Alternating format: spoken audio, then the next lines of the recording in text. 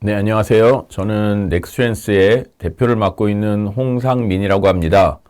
네, 오늘은 여러분과 함께 동남아, 특히 베트남 스타트업 랜드스케이프에 대해서 같이 한번 얘기를 나누고자 합니다. 네, 다음 장 넘겨주시면 제가 말씀드리도록 하겠습니다. 네, 먼저 저희가 이제 베트남의 스타트업에 투자하기 위해서 먼저 스타트업은 어떤 존재이며 정체성이 있는가에 대해서 저희가 한번 간단히 말씀을 드리도록 해보겠습니다. 네, 스타트업은 돈벌이를 하는 장사가 아니라 혁신적으로 문제를 해결하는 조직입니다. 여러분들이 뭐 잘 아시다시피 물론 장사를 하거나 여러 가지 사업을 통해서 돈을 벌 수 있지만 그것은 하나의 결과이고 실제로는 가장 중요한 것은 스타트업은 어떤 문제를 해결할 것인가에 집중을 하는 존재라고 생각됩니다. 그래서 그것들을 단순히 문제를 기존 전통적인 방식으로 해결하는 것이 아니라 혁신적인 방식으로, 이전에 없었던 방식으로, 특히 새로운 기술들이 나타남에 따라 그 기술을 활용하여 문제를 보다 더 유효하게 해결하는 것을 스타트업이라고 할 수 있습니다. 아마 최근에는 GPT 혁명으로 인해 가지고 이러한 파운데이션 모델, 특히 언어 모델을 통해 가지고 많은 영역의 혁신들이 일어나고 있습니다. 다음 장 주시면, 문제가 많지만 문제를 해결할 만약에 인재가 없다라고 한번 상상해 보시기 바랍니다. 문제가 굉장히 많은데 문제를 해결할 인재가 그 나라에 없다. 그러면은 지금 현재 뭐 라오스라든지 캄보디아라든지 또는 뭐 여러 다른 개발도상국 또는 후진국들의 그러한 문제는 많지만 해결할 인재가 없기 때문에 여전히 그 상태가 그대로 유지되고 있습니다. 그런 곳에는 스타트업이 필요하지만 저희가 벤처 캐피탈리스트로서 그곳에서 투자를 하기는 쉽지 않다라는 생각이 듭니다. 또는 문제 해결의 인재가 굉장히 많지만 너무나 효율적이고 이전 시스템이 너무 잘 돌아가고 있어서 해결할 문제가 많지 않다면 그곳에서도 또 업사이드가 나타나기가 쉽지 않은 그런 시장이라고 볼 수가 있습니다. 하지만 베트남에 저희가 초점을 맞추는 이유는 해결해야 될 문제가 아직도 전국적으로 또 각 산업별로 엄청나게 많은데 또 그것을 해결할 인재 역시 굉장히 많다는 것이 그 나라의 장점으로 볼 수 있습니다. 이거에 대한 자세한 내용들은 조금 뒤에 설명을 드리도록 하겠습니다. 네, 다음 장 넘겨주시면.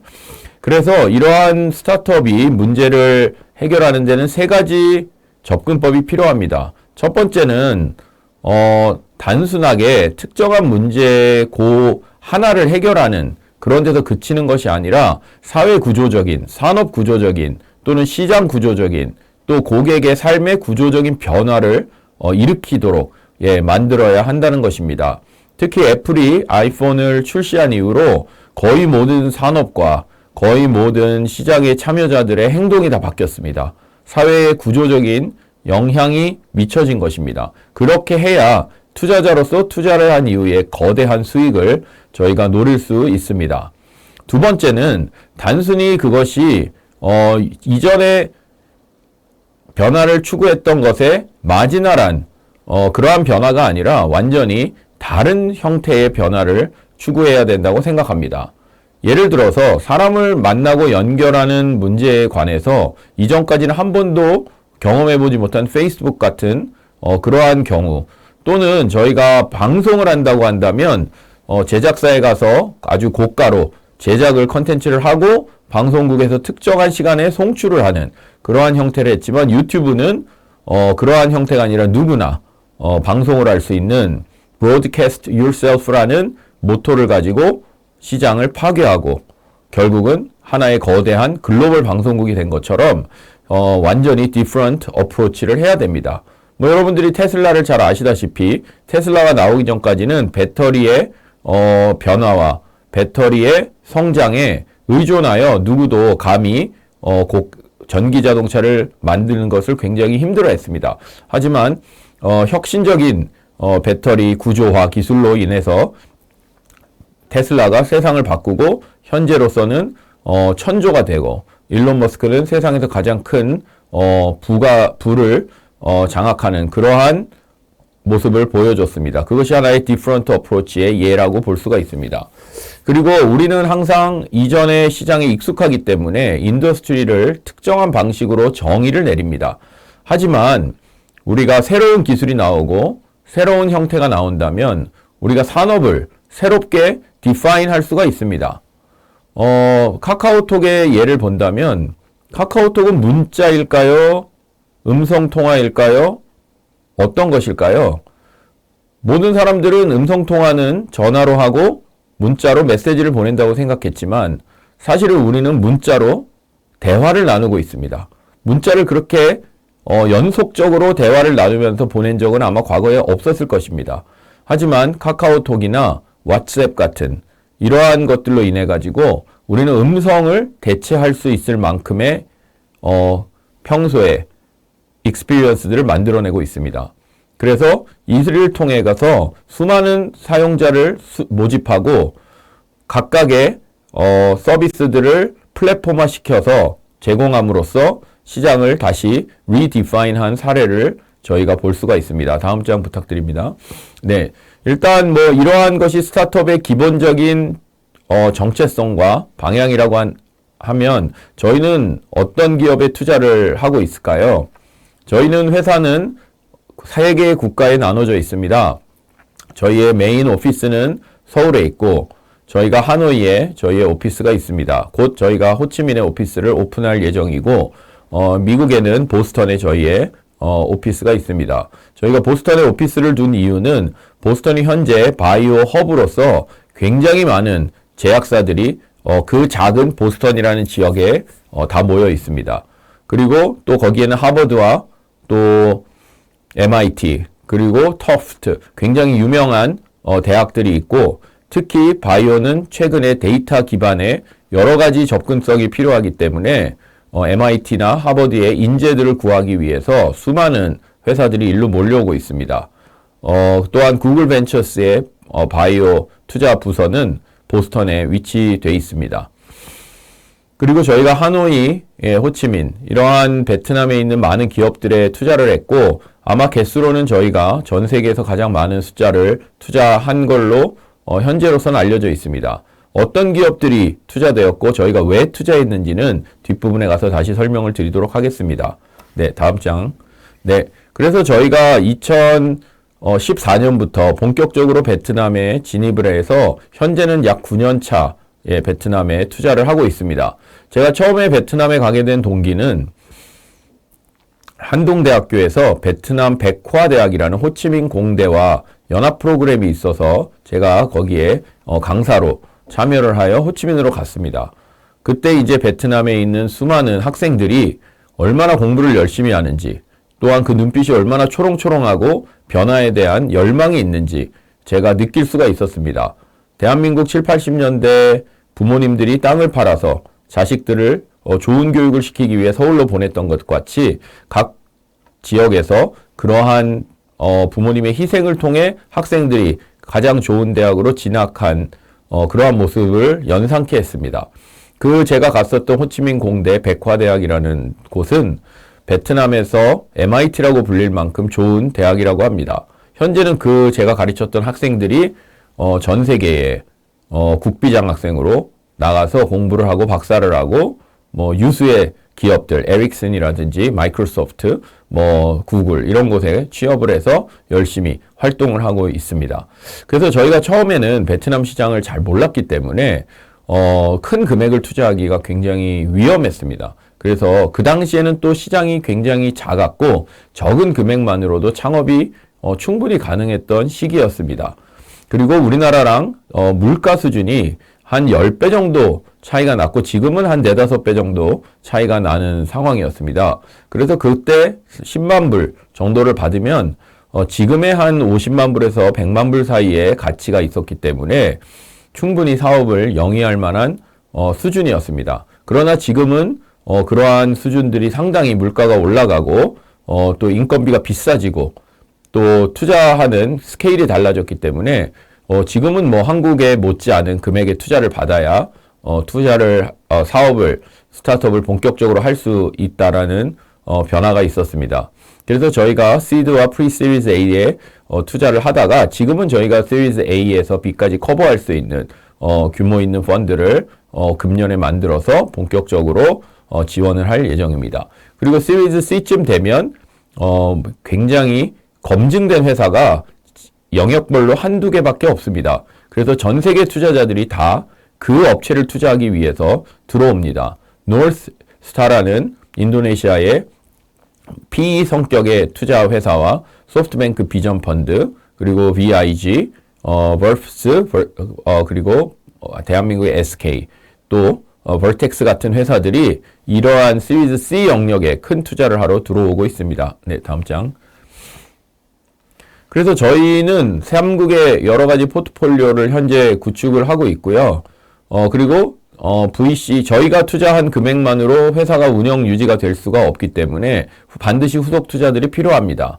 그래서 대한민국이나 미국 같은 경우는 뭐 저희가 크게 도와주지 않아도 워낙 VC들이 많고 투자사들이 많기 때문에 알아서 투자를 받는 경우가 많습니다. 하지만 베트남은 내수 투자자가 턱없이 부족하고 해외 투자자들은 1년에 두세 건 정도 투자하는 것이 그러한 경우가 많습니다. 그 이유는 베트남만 투자하는 경우는 별로 없고 리저널 플레이어라 그래서 인도네시아, 싱가포르, 말레이시아, 필리핀, 베트남 이런 시장을 리저널하게 투자를 하기 때문에 한 국가에 그렇게 많은 숫자의 투자를 하기가 어렵습니다.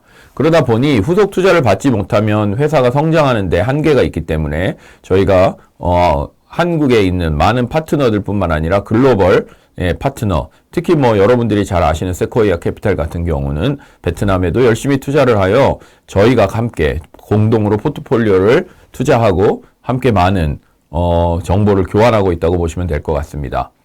네, 다음. 저희가 베트남에 들어가서 현재까지는 약 3,000여 개 기업을 검토를 했고 그 중에 1%에 해당되는 약 35개의 투자를 수행했습니다. 그리고 향후에는 저희가 30개에서 40개 정도의 기업에 투자할 예정인데 그 이유는 각각의 섹터별로 중요한 산업에 1등할 수 있는 리딩 기업들을 발굴하여 투자를 하고자 합니다. 일단 어느 지역에든 어느 산업에든 들어가기 위해서는 그 산업과 시장에 대한 맵을 그리는 것이 매우 중요합니다.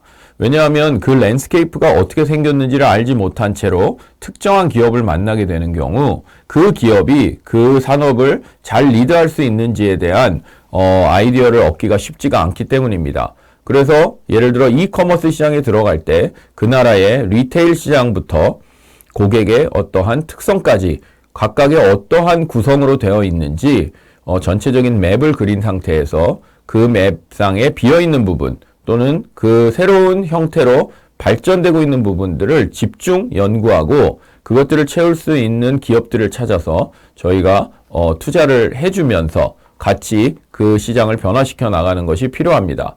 그런 산업이 현재 저희가 최소한 100개 섹터는 있다라고 생각을 하고 있습니다. 교육, 여행, 보험, 투자, 또한 버티컬 이커머스 또는 라이드 헤일링, 기타 등등 많은 산업 영역들이 여전히 성장돼 있고 포화가 된 곳도 있지만 아직도 비어있는 곳들이 많이 있습니다. 그래서 제가 저기 장표에 보시듯이 리테일 테크, 핀테크, 에드테크, 프롭테크 뭐 여러 가지 사스를 비롯한 여러 가지 산업들이 아직까지 기회들이 많이 있다라고 생각합니다. 네, 다음.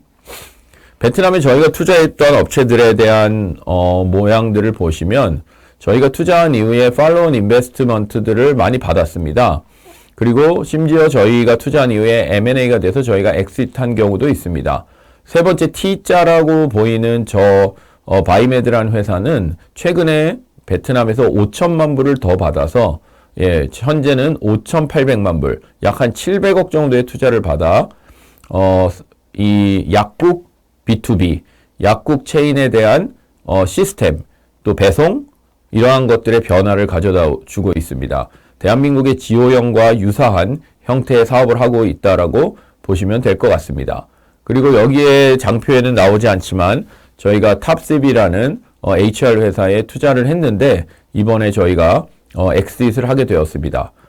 그래서 저희가 약 한 17배 정도의 수익을 거두는 또 성과를 거두었는데 그 회사가 왜 이렇게 성장을 할 수 있냐 하면 산업이 성장하고 경제가 고도화되고 있는 과정에서 인력이 부족합니다. 그래서 이러한 인력들에 대한 매칭이 매우 중요한 시장입니다. 아마 대한민국도 1980년대 전자공학, 반도체 산업, 이후에 디스플레이, 또 이러한 핸드폰 산업, 이런 걸로 인해서 전자공학, 컴퓨터공학 인재들이 한 4-5군데씩 졸업을 하면 골라서 갈 수 있었던 그러한 시기가 있었던 것처럼 베트남은 그 시기를 지나고 있다라고 보시면 될 것 같습니다. 네, 다음 장.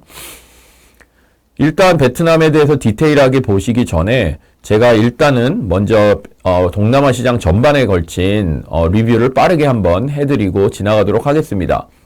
여러분 잘 아시다시피 동남아는 5억 8,900만 명, 지금 한 6억 명 정도의 인구를 가지고 있습니다. 베트남은 9,700만으로 알려져 있고 최근에 1억 명을 돌파한 통계가 나왔습니다.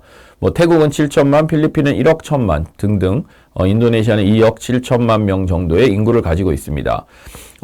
그 나라의 유니콘, 즉 1조 원이 밸류가 넘는 기업들, 최근에는 밸류가 1조가 중요한 것이 아니라 매출이 1조가 되거나 GMV가 1조가 되거나 그러한 어떤 지표들이 더 중요하다고 지금 나오고 있긴 한데,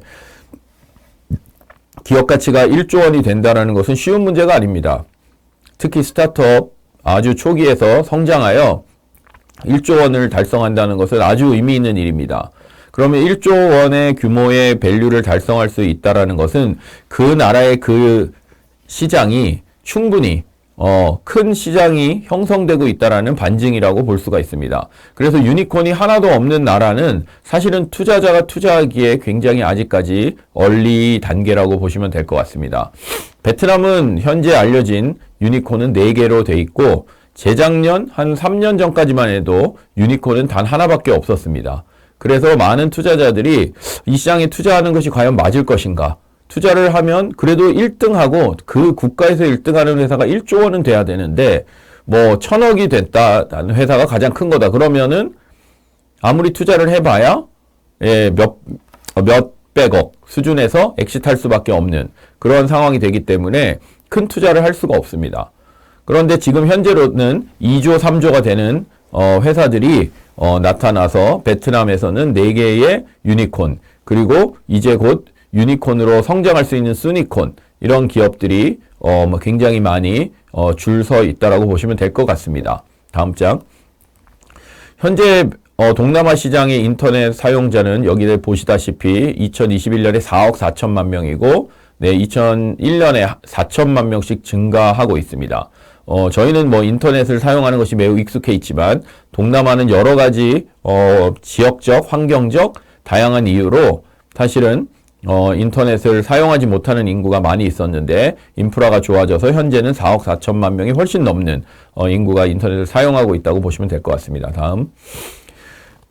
특히 이제 인터넷이 발달하게 되면 지역적 정보 격차, 그리고 연결성이 굉장히 좋아집니다. 여러분들이 아마 상상하시기 어렵지만 인도는 카스트 제도가 있는데, 스마트폰이 도입된 이후로 스마트폰이 계급화 사회를 붕괴하거나 또는 스마트폰을 가진 사람이 높은 계급이 되는 것과 같은 효과를 누릴 수 있는 그러한 큰 변화를 가져왔다고 합니다. 이전에는 그 넓은 땅에서 은행이나 또는 우체국이나 이런 것을 가기 위해서는 자전거나 걸어서 굉장히 많은 시간을 소비해야 하는데, 지금은 인터넷으로 버튼 몇 개만 누르면 이런 일들이 처리되는 것이 매우 큰 변화를 가져왔습니다. 베트남도 마찬가지 상황입니다. 그래서 몇 가지 주요한 산업들이 빠르게 발전하고 있습니다. 그 중에 하나는 이커머스입니다. 지역이 한 10시간 떨어져 있는 어느 특정 지역 시골에서 호치민에 가서 물건을 산다는 것은 거의 불가능한 일이라고 보시면 될 것 같습니다. 하지만 이커머스의 발전으로 전국망 배송이 가능해졌고, 그러한 로지스틱의 발전으로 인해 가지고 누구나 이제 이커머스의 접근성이 커졌습니다. 이러한 접근성이 커지게 되면 당연히 시장은 성장하게 됩니다. 물론 하노이와 호치민 주변 도시만 해도 2천만, 3천만이 되는 큰 도시이긴 하지만, 이러한 나머지 6, 7천만이 살고 있는, 7, 8천만이 살고 있는 큰 지2선, 3선 도시에 돈을 쓰기 시작한다면 이 산업들이 크게 발전할 가능성이 매우 높습니다. 그리고 현재는 그러한 트랜스포테이션과 그 다음에 푸드테크, 이러한 것들이 또한 그러한 딜리버리의 발전으로 인하여 또 빠르게 발전하고 있고요. 오토바이의 천국인 베트남은 디젤 오토바이를 이제 줄이고 EV로 전기 오토바이로 변화시키는 과정에 있고 저희가 거기에 핵심이 되는 기업의 셀렉스 모터스라는 곳에 투자를 하여 지금 큰 변화를 추구하고 있습니다. 아마 전 세계에서는 자동차가 가장 큰 관심이겠지만 베트남은 자동차보다 오토바이가 훨씬 더 많고 훨씬 더 큰 관심사입니다. 그래서 오토바이가 전기 오토바이로 바뀌게 된다면 테슬라와 같은 존재가 되지 않을까 싶습니다. 하지만 많은 전기 오토바이로 바꾸기 위한 허들들이 있습니다. 그러한 허들들을 정확히 파악하고 해결할 수 있는 포인트가 또 중요하다고 봅니다. 그리고 또 동남아는 굉장히 많은 천혜의 자원과 섬들과 휴양지를 가지고 있습니다. 그래서 온라인 트래블이 굉장히 발전돼 있습니다. 그리고 또한 페이스북이 인터넷과 페이스북을 헷갈릴 정도로 페이스북이 일상화가 돼 있고 모든 정보와 연결과 관계는 페이스북으로 되어 있습니다. 물건을 팔기 위해서는 과거에는 온라인 커머스가 발전되기 이전에 페이스북을 통해서 전화번호를 남겨놓고 사진을 올리고 페이지를 만들어 고객을 모은 다음에 거래를 하는 그러한 형태가 발전되어 있었기 때문에 온라인 미디어라는 것들이 굉장히 중요한 부분입니다. 현재는 온라인 미디어를 통하여 커머스를 활발하게 하고 있는데 그 중에 하나의 플랫폼이 틱톡입니다. 틱톡에서 물건을 판매할 수 있는 비중이 점점 증가하여 유튜브나 페이스북을 초과하고 있는 상황입니다.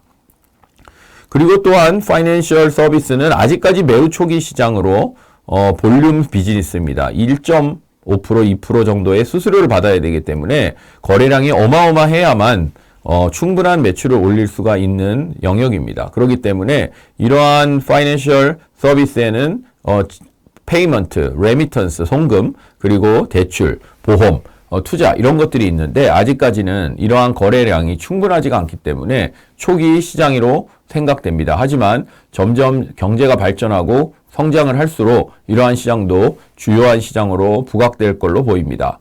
아직까지는 굉장히 중요한 시장이긴 하지만 성장 단계에 또는 초입에 들어와 있는 시장이 헬스케어와 에듀테크입니다. 헬스케어는 국가별로 모두 다른 형태의 커버리지, 보험을 가지고 있고 지원 정책을 가지고 있어서 굉장히 로컬라이즈가 중요한 시장입니다. 또한 에듀테크도 마찬가지로 각 국가의 교육 정책이 다르고 사교육과 공교육의 비율이 다르기 때문에 이러한 부분에 대한 또 접근, 또 이해가 필요합니다. 다음.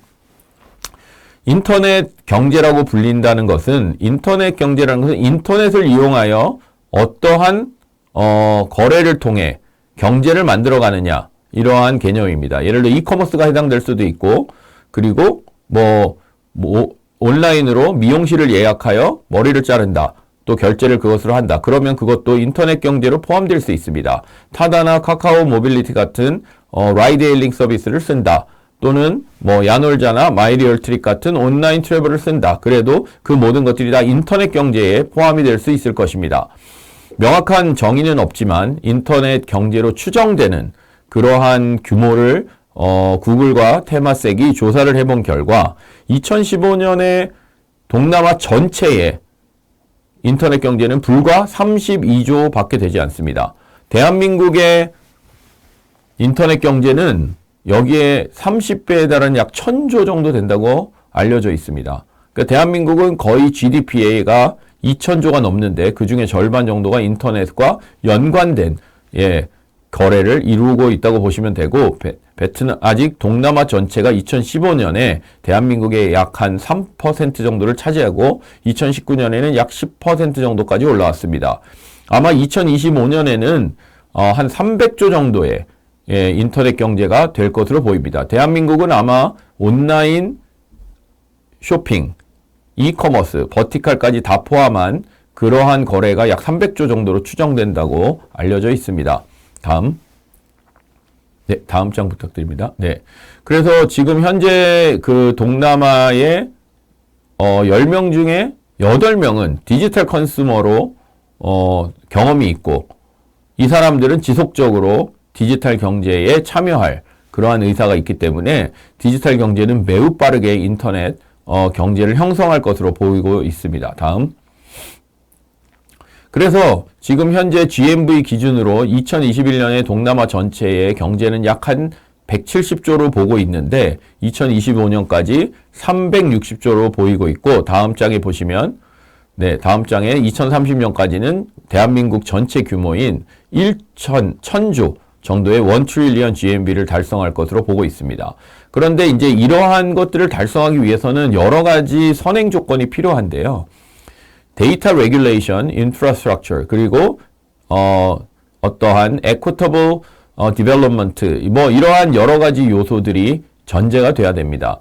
아마 이제 인터넷 경제가 발전되기 위해서는 제가 2007년, 8년에 베트남을 방문한 적이 있는데 그때 서울대학교 산업공학과 교수님이 베트남에 자문을 하고 계셔서 함께 정통부 장관을 만나러 갔습니다. 그때 이제 정통부 장관이 저에게 질문한 적이 있습니다. 베트남의 인터넷 발전을 위해서는 뭘 해야 됩니까? 디지털 발전을 위해서 무엇을 해야 됩니까? 제가 고속도로를 깔아달라고 얘기를 했습니다. 왜냐하면 정보가 매우 빠른 속도로 인터넷을 통해서 왔다 갔다 하고 또한 사람과의 연결이 있고 돈의 흐름이 굉장히 빠르게 움직인다 할지라도 물리적인 인프라를 통해서 물건과 사람이 이동하는데 제약이 많다면 그 발전에 제약이 될 것입니다. 그렇기 때문에 당시에는 자전거를 타고 하롱베이까지 가는데 하노이에서 막 5시간, 6시간 걸렸어요.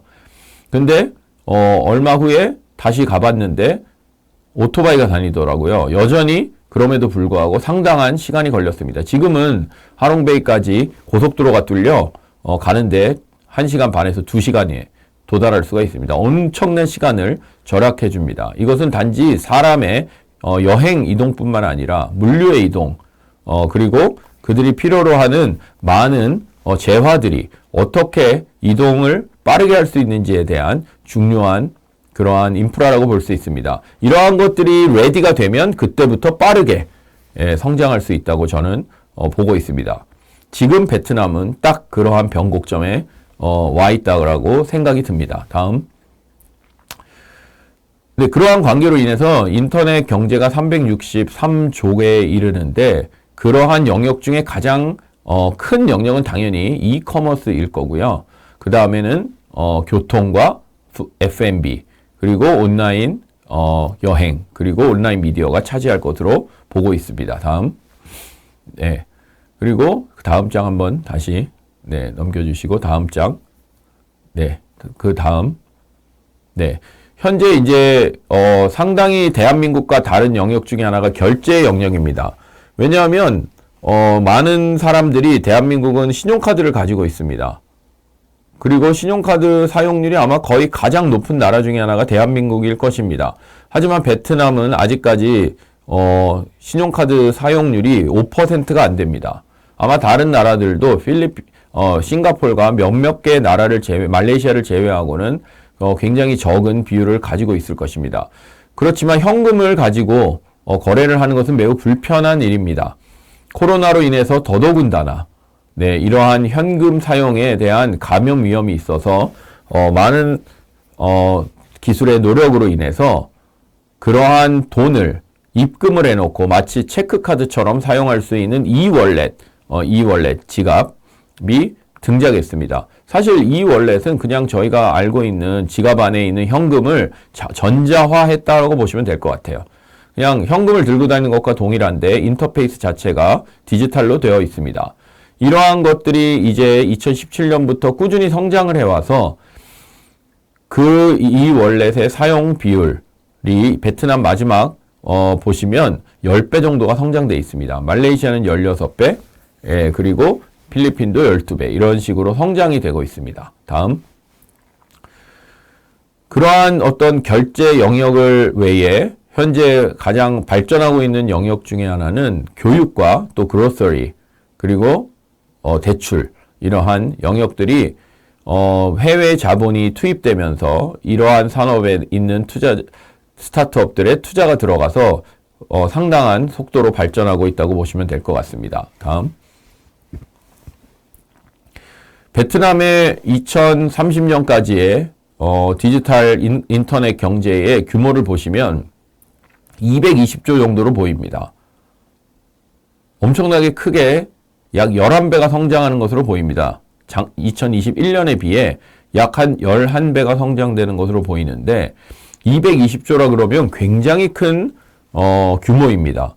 그러면 220조를 구성하고 있는 기업들은 도대체 어디일까가 저희의 관심입니다. 왜냐하면 누군가는 뭐 1,000억, 누군가는 5천억, 누군가는 1조 원의 매출을 올리고 있기 때문에 그것이 합산되어 220조를 구성할 것이기 때문입니다. 그렇다면 누군가가 그러한 220조를 구성하는 큰 비중을 차지할 것인가? 그것을 찾아서 저희가 연구하고 발굴하여 투자하고 그곳에 도달할 때까지 지원하는 것이 벤처캐피탈인 저희의 역할이라고 볼 수가 있습니다. 그 일을 위해서 저희가 끊임없이 베트남의 많은 기업들을 3,000개 이상을 만나 누가 그 대상일지를 찾아보고 얘기를 들어보고 연구 중에 있습니다. 다음, 이것은 굉장히 중요한 그래프입니다. GDP penetration과 더불어 하나는 그러한 디지털 경제의 GMV의 성장률이 있습니다. 즉 GDP 대비 디지털 경제는 몇 퍼센트 정도를 차지할 것인가. 대한민국은 약 한 50% 정도로 보시면 되고 전 세계에서 이 비율이 가장 큰 나라는 독일과 영국이라고 합니다. 미국과 중국도 굉장히 높은 비율을 차지하고 있습니다. 아직까지 동남아는 10% 미만의 GDP가 인터넷으로 이루어져 있다고 보시면 될 것 같아요. 나머지 90%는 여전히 전통적인 산업, 그리고 전통적인 방식, 그리고 아날로그적인 행태로 산업이 이루어져 있다고 보시면 됩니다. 아직까지 매우 작기 때문에 실망하실 수도 있지만 앞으로 성장성이 굉장히 큰 그러한 잠재력이 남아있다고 볼 수도 있습니다. 그리고 그것이 성장하는 성장 속도를 보시면은 그것이 또 굉장히 언제 얼마나 빠르게 그 시장에 도달할 수 있을지 또 저희가 한번 생각해 볼 수가 있습니다. 그 중에 인도네시아와 베트남이 가장 빠른 성장을 현재까지는 구가해 왔고 앞으로도 그러한 성장이 이루어질 것으로 예측을 하고 있습니다. 다음. 이 곡선을 보시면 어느 산업에 투자해야 될지에 대한 한번 고민을 해보실 수가 있을 것 같아요. 위에 있는 선은 Fundamental Change in Consumer Behavior이라는 고객 행동에 대한 근본적인 변화를 가져다 준 그러한 곡선이고 밑에는 Fast Growing Consumer Adoption.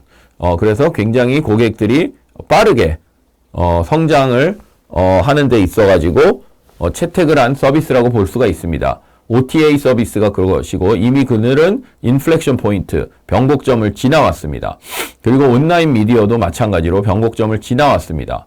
또 이커머스 라이드헤일링도 마찬가지입니다. 그러므로 이 시장에서 경쟁을 한다는 것은 쉽지 않습니다.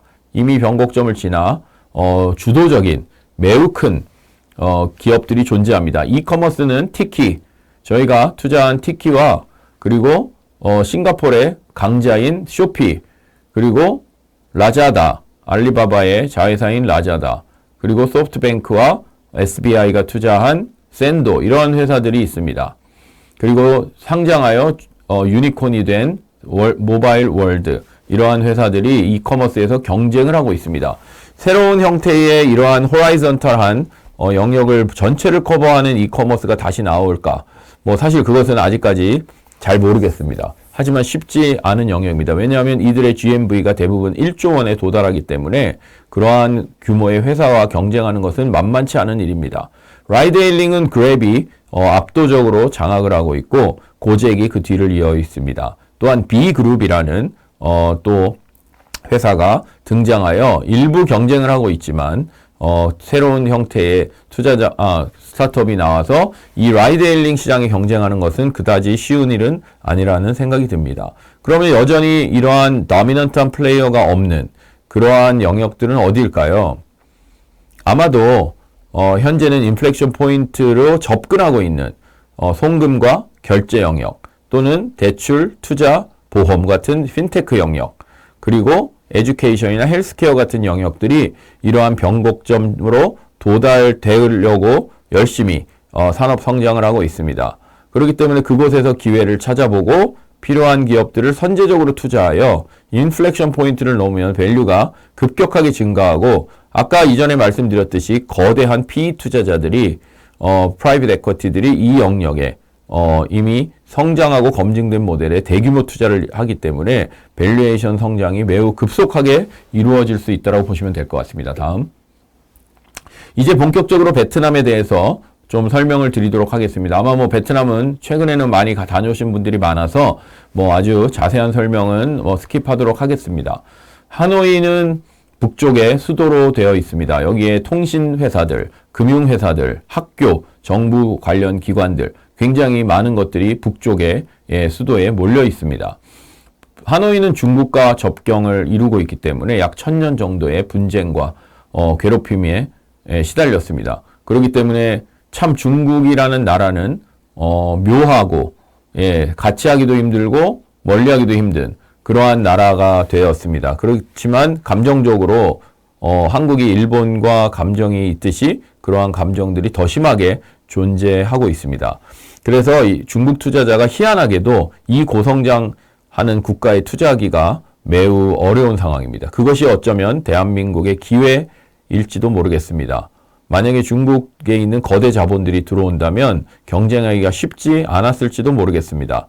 하지만 대한민국의 한류와 이러한 한국 브랜드들, 특히 삼성이 전체 GDP의 20% 이상을 차지하고 있는 이런 공장, 또 1980, 90년대에 꾸준히 나아가서 신발, 나이키를 OEM하는 태광부터 시작하여 다양한 대한민국의 기업들이 베트남의 성장에 공헌을 하고 있습니다. 그렇기 때문에 한국에는 좋은 찬스라고 볼 수 있을 것 같고요. 아래로 쭉 내려가다 보면 맨 밑에 호치민 시가 있습니다. 호치민 시티가 있는데 하노이 쪽에 있는 북쪽과 호치민에 있었던 남쪽이 전쟁을 벌였습니다. 북쪽이 공산당이었고 남쪽이 미국이 지원을 해주던 그러한 국가였는데 어쨌든 뭐 북쪽이 이기면서 전체가 통일됐습니다. 굉장히 많은 사람들이 미국으로 보트피플로 이전을 했죠. 그 사람들이 미국에서 상당 시간 동안 교육을 받고 좋은 대학에 들어가고 많은 경험을 한 후에 이제 인터넷 시대를 맞이하여 새로운 기회가 열렸다고 생각하여 수많은 사람들이 베트남으로 회귀하고 있습니다. 엑스패트리라고 불리는 이러한 사람들이 베트남의 현재 디지털, 경제, 스타트업의 생태계에 큰 공헌을 하고 있습니다. 그들은 이미 미국에서 많은 경험과 경영의 노하우를 가지고 있기 때문에 이사회 경영을 하고 있으며 또한 그들이 수준도 대한민국 스타트업 창업자 못지않게 매우 높은 수준을 경험하고 있습니다. 볼 것을 한마디로 다 보고 와서 베트남에서 창업을 한 것입니다. 하지만 베트남 현지의 로컬 창업자들은 아직까지 그러한 경험이 부족하고 그러한 성공 사례들을 본 적이 없기 때문에 저희가 투자를 하기 위해서 만나보면 많은 제약과 아직까지는 부족함들이 많아서 저희 포트폴리오의 대부분의 회사들은 다 미국, 영국, 유럽, 벨기에, 호주, 싱가포르 등에서 공부하고 온 친구들이라고 보시면 될 것 같습니다. 하노이와 호치민은 매우 그 감정적인 대립이 있었기 때문에 서로 죽이고 싸웠기 때문에 아직도 여전히 감정적인 그러한 갈등이 있습니다. 그래서 처음에 제가 베트남에 갔을 때 호치민에 있는 친구들이 하노이에 가서 뭔가 발표를 한다 그럴 때는 매우 비장한 표정으로 뭔가 전쟁을 하듯이 마음에 무장을 하고 갔던 경험들을 제가 한 적이 있습니다. 그러고 또 하노이도 마찬가지로 베트남의 가족들을 데리고 오면 하노이에 사람들이 많이 몰려있는 학교에 보내려고 합니다. 그렇지 않으면 말도 다르고 심지어 성조도 약간 다르다고 합니다. 그래서 남한과 북한이 서로 대화하기가 쉽지 않듯이 그러한 차이 때문에 왕따를 당하거나 이런 일이 있어서 그러한 것들이 하나의 문제입니다. 하지만 지금은 여러 가지 젊은 세대들이 서로 통합되고 한 나라로서 변화를 가지고 있습니다. 특히 축구의 박항서 감독님이 이러한 승리로 인해 가지고 한 나라를 단합하면서 호치민이 못한 일을 해냈다라는 아주 엄청난 베트남 사람들의 사랑을 받고 물러나셨습니다. 그래서 이러한 것들이 전체적으로 베트남의 특징이고, 베트남은 아까 말씀드렸듯이 소셜미디어에 아주 많은 시간들을 쓰고 있는 그러한 국가라고 보시면 될 것 같습니다. 다음. 뭐 이거는 간단한 통계인데 3년 동안 GDP의 성장률을 2022년까지 보시면 매우 빠르게 성장을 했고요. 코로나 중간에 약간 역성장을 한 이외에는 계속적으로 5% 이상, 6%, 7%씩 성장을 하고 있습니다. 그리고 FDI가 서로 FDI는 Foreign Direct Investment로 해외 직접 투자입니다. 우리 한국이나 싱가포르나 뭐 일본이나 이런 회사들이 이런 나라들의 회사들이 베트남에 들어가 공장을 짓고 인프라를 구축하고 이러한 것들을 직접 투자라고 하는데, 그러한 금액들이 꾸준히 증가하고 높은 수준으로 유지되고 있는 것을 아실 수 있습니다. 그리고 5년 동안 엑스포트 볼륨, 수출 볼륨도 지속적으로 증가하고 있습니다. 주목할 만한 것은 대한민국이 지난 20년 동안 무역 흑자 대상 국가가 중국이었습니다. 저희가 중국에 너무 많은 물건들을 팔았던 거죠. 뭐 반도체부터 시작하여 뭐 자동차, 기타 등등 많은 제품들을 팔았는데, 이제 중국이 여러 가지 미국과의 무역 분쟁으로 인해서 어려움이 서로 생기자, 또 코로나로 인하여 오랫동안 락다운이 되어 문제가 되자 저희가 전략적으로 베트남과의 관계를 맺으면서 역사적으로 20년간 처음으로 베트남이 대한민국에게 흑자를 안겨주는 그러한 1위 국가로 작년에 자리매김을 했습니다. 그래서 현재는 베트남이 단순히 생산 국가, 생산 기지 이런 것뿐만 아니라 소비 국가로서도 굉장히 중요한 의미를 가지고 있다고 보시면 될 것 같습니다. 다음. 네, 아까 말씀드렸듯이 그러한 수입의 흑자의 하나의 원인으로서는 또 삼성이 그곳에 공장이 있기 때문에 삼성이 또 수입한 것이 굉장히 많겠죠. 예, 그리고 다양한 대한민국 또는 외국 기업들이 FDI로 들어와서 설립을 하고 그 필요한 물건들을 한국에서 조달하는 그러한 역할들을 통해서 베트남이 빠르게 성장하고 있다고 보시면 될 것 같고, 그 혜택을 대한민국도 누리고 있다고 보시면 될 것 같습니다. 다음. 네. 해외 직접 투자 국가 중에 가장 많은 투자를 하는 국가들은 규모상으로 보면 중국처럼 보이지만, 네, 인구 대비 따지면 대한민국이 굉장히 높은 비율로, 예, 그리고 싱가포르와 일본 이러한 순으로 되어 있습니다. 다음. 여기에서 보셔도 탑5 국가는 싱가포르, 한국, 중국 이런 것들로 보실 수 있고요. 넘버 오브 프로젝트 기준으로 보시면 한국이 573개 프로젝트로 굉장히 많은 프로젝트를 수행하고 있습니다. 다음. 그리고 이제 어느 나라에 가셔도 일단은 통신이 돼야 되는데, 그러한 통신을 할 수 있는 그러한 이제 통신사들을 한번 여러분들이 상식적으로 이름을 알아두시면 좋을 것 같습니다. 한국은 SKT, LG 플러스와 KT가 있고, 미국은 베라이즌, AT&T, 그리고 T-모바일 이런 것들이 있는데, 베트남은 비에텔, 비나폰, 모비폰 이런 것들이 있습니다. 하나는 비에텔은 국방부가 가지고 있고, 네, 그리고 정통부나 기타 다른 국가 부서들이 통신사를 소유하고 있다고 보시면 될 것 같습니다. 네, 다음. 그리고 각 나라에 가게 되면 금융권이 굉장히 금융 활동이 중요한데, 베트남은 아직까지 굉장히 많은 은행들이 존재합니다. 대한민국은 IMF를 겪으면서 동남은행, 대동은행, 장기신용은행, 충청은행 다 통합되고, 이제 남은 은행들은 그렇게 많지 않은 숫자로 남아 있습니다. 하지만 베트남은 여전히 많은 수의 은행들이 있습니다. 가장 큰 은행은 비에컨뱅크이고요. 그리고 엑심뱅크, BIDB, VIB, ACB 등 B자가 끝에 붙어 있으면 뱅크라고 보시면 되고요. 사콤뱅크, 네, HD뱅크, 에그리뱅크, 예, 이런 농협 같은 그런 데도 있고, 하여튼 뱅크 숫자들이 굉장히 많습니다. 아마 비에콘뱅크는 시가총액으로도 빈그룹에 못지않게 큰 한 15조에서 18조 정도 하는 큰 은행입니다. 대한민국의 국민은행이 아마 20 몇 조 정도 하는 걸로 알고 있는데, 그것에 비하면 상당한 규모를 가지고 있다라고 보시면 될 것 같습니다. 다음. 그리고 또한 베트남에 가시면은 이제 어느 나라든 대학이 중요합니다. 미국은 하버드, MIT, 그리고 프린스턴, 스탠포드 이런 대학들이 굉장히 탑 대학으로 돼 있고, 뭐 서울, 대한민국에는 뭐 스카이, 그리고 뭐 카이스트, 뭐 포항공대 이런 데들을 좋은 대학의 출신들을 또 선호하고 또 선발하려는 경향이 있고 그들이 창업을 하면 또 관심을 가지고 있습니다. 물론 좋은 대학을 나왔다고 해서 좋은 창업을 하는 것은 아니지만 일단 그러한 인재들이 많다는 인재풀이 많은 것이 사실입니다. 그래서 베트남에 보시면 당연히 호치민이나 하노이의 이름을 가지고 있는 국립대들이 좋은 데가 많이 있습니다.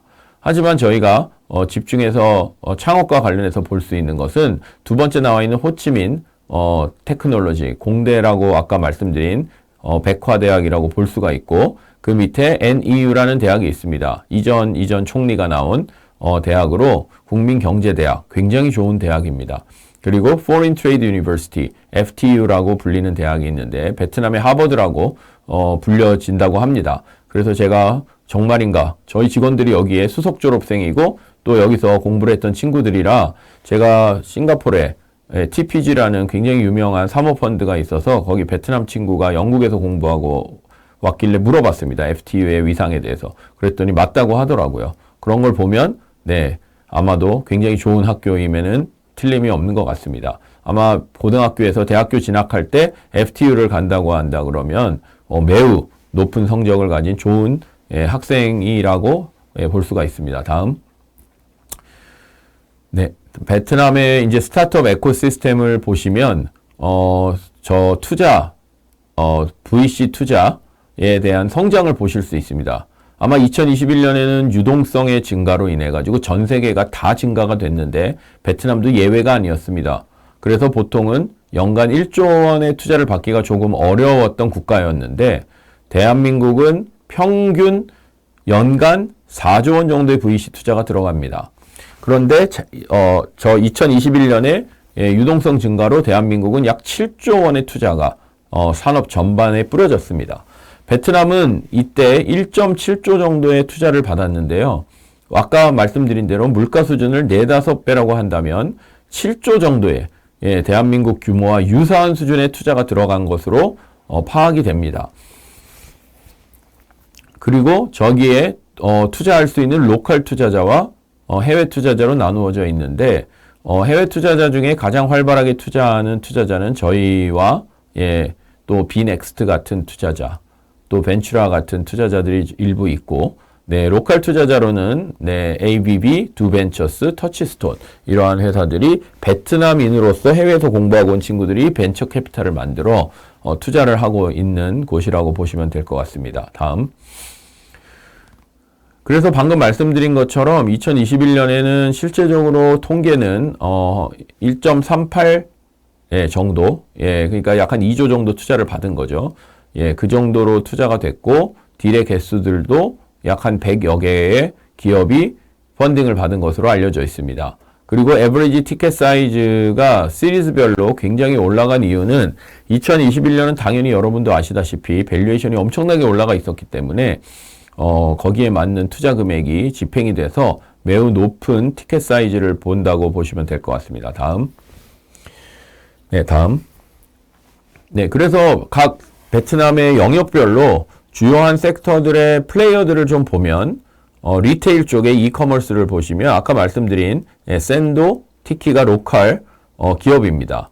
뭐 라자다나 또한 쇼피는 해외 기업이죠. 그리고 텔리오라는 로컬 커머스를 하고 있는 기업도 세코이아로부터 투자를 받아 또 타이거로부터 투자를 받아서 성장을 해오고 있고요.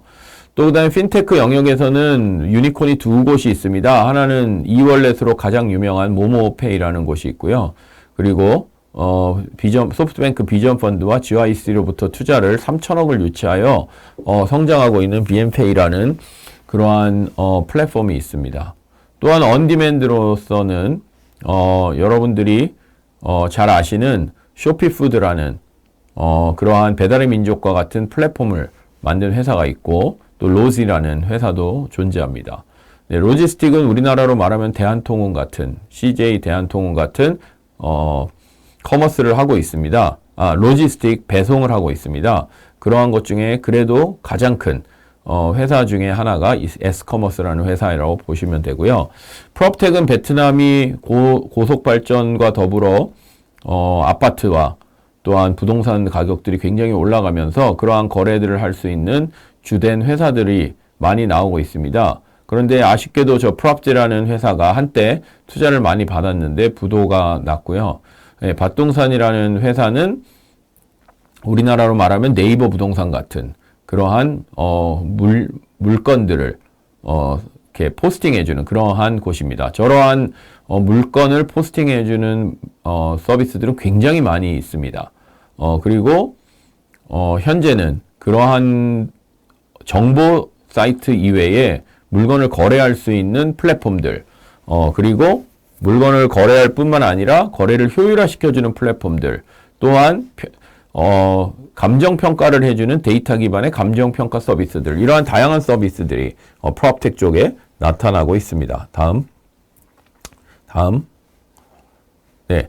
베트남의 주식시장은 2000년에 호치민 거래소가 설립된 이후로 꾸준히 성장을 해왔지만 계속 반복적인 등락을 거듭했습니다. 그 이유는 아직까지 산업적 인프라와 굉장히 이렇게 견고한 바닥을 갖고 있지 않은 상태에서 약간 트렌드적인 패션적인 돈이 들어왔다가 올라갔다가 떨어지고 올라갔다 떨어지고 했던 경험들을 가지고 있어서 베트남 시장은 기관들의 아주 무덤과 같은 좀 어려움들이 많은 시장이었습니다.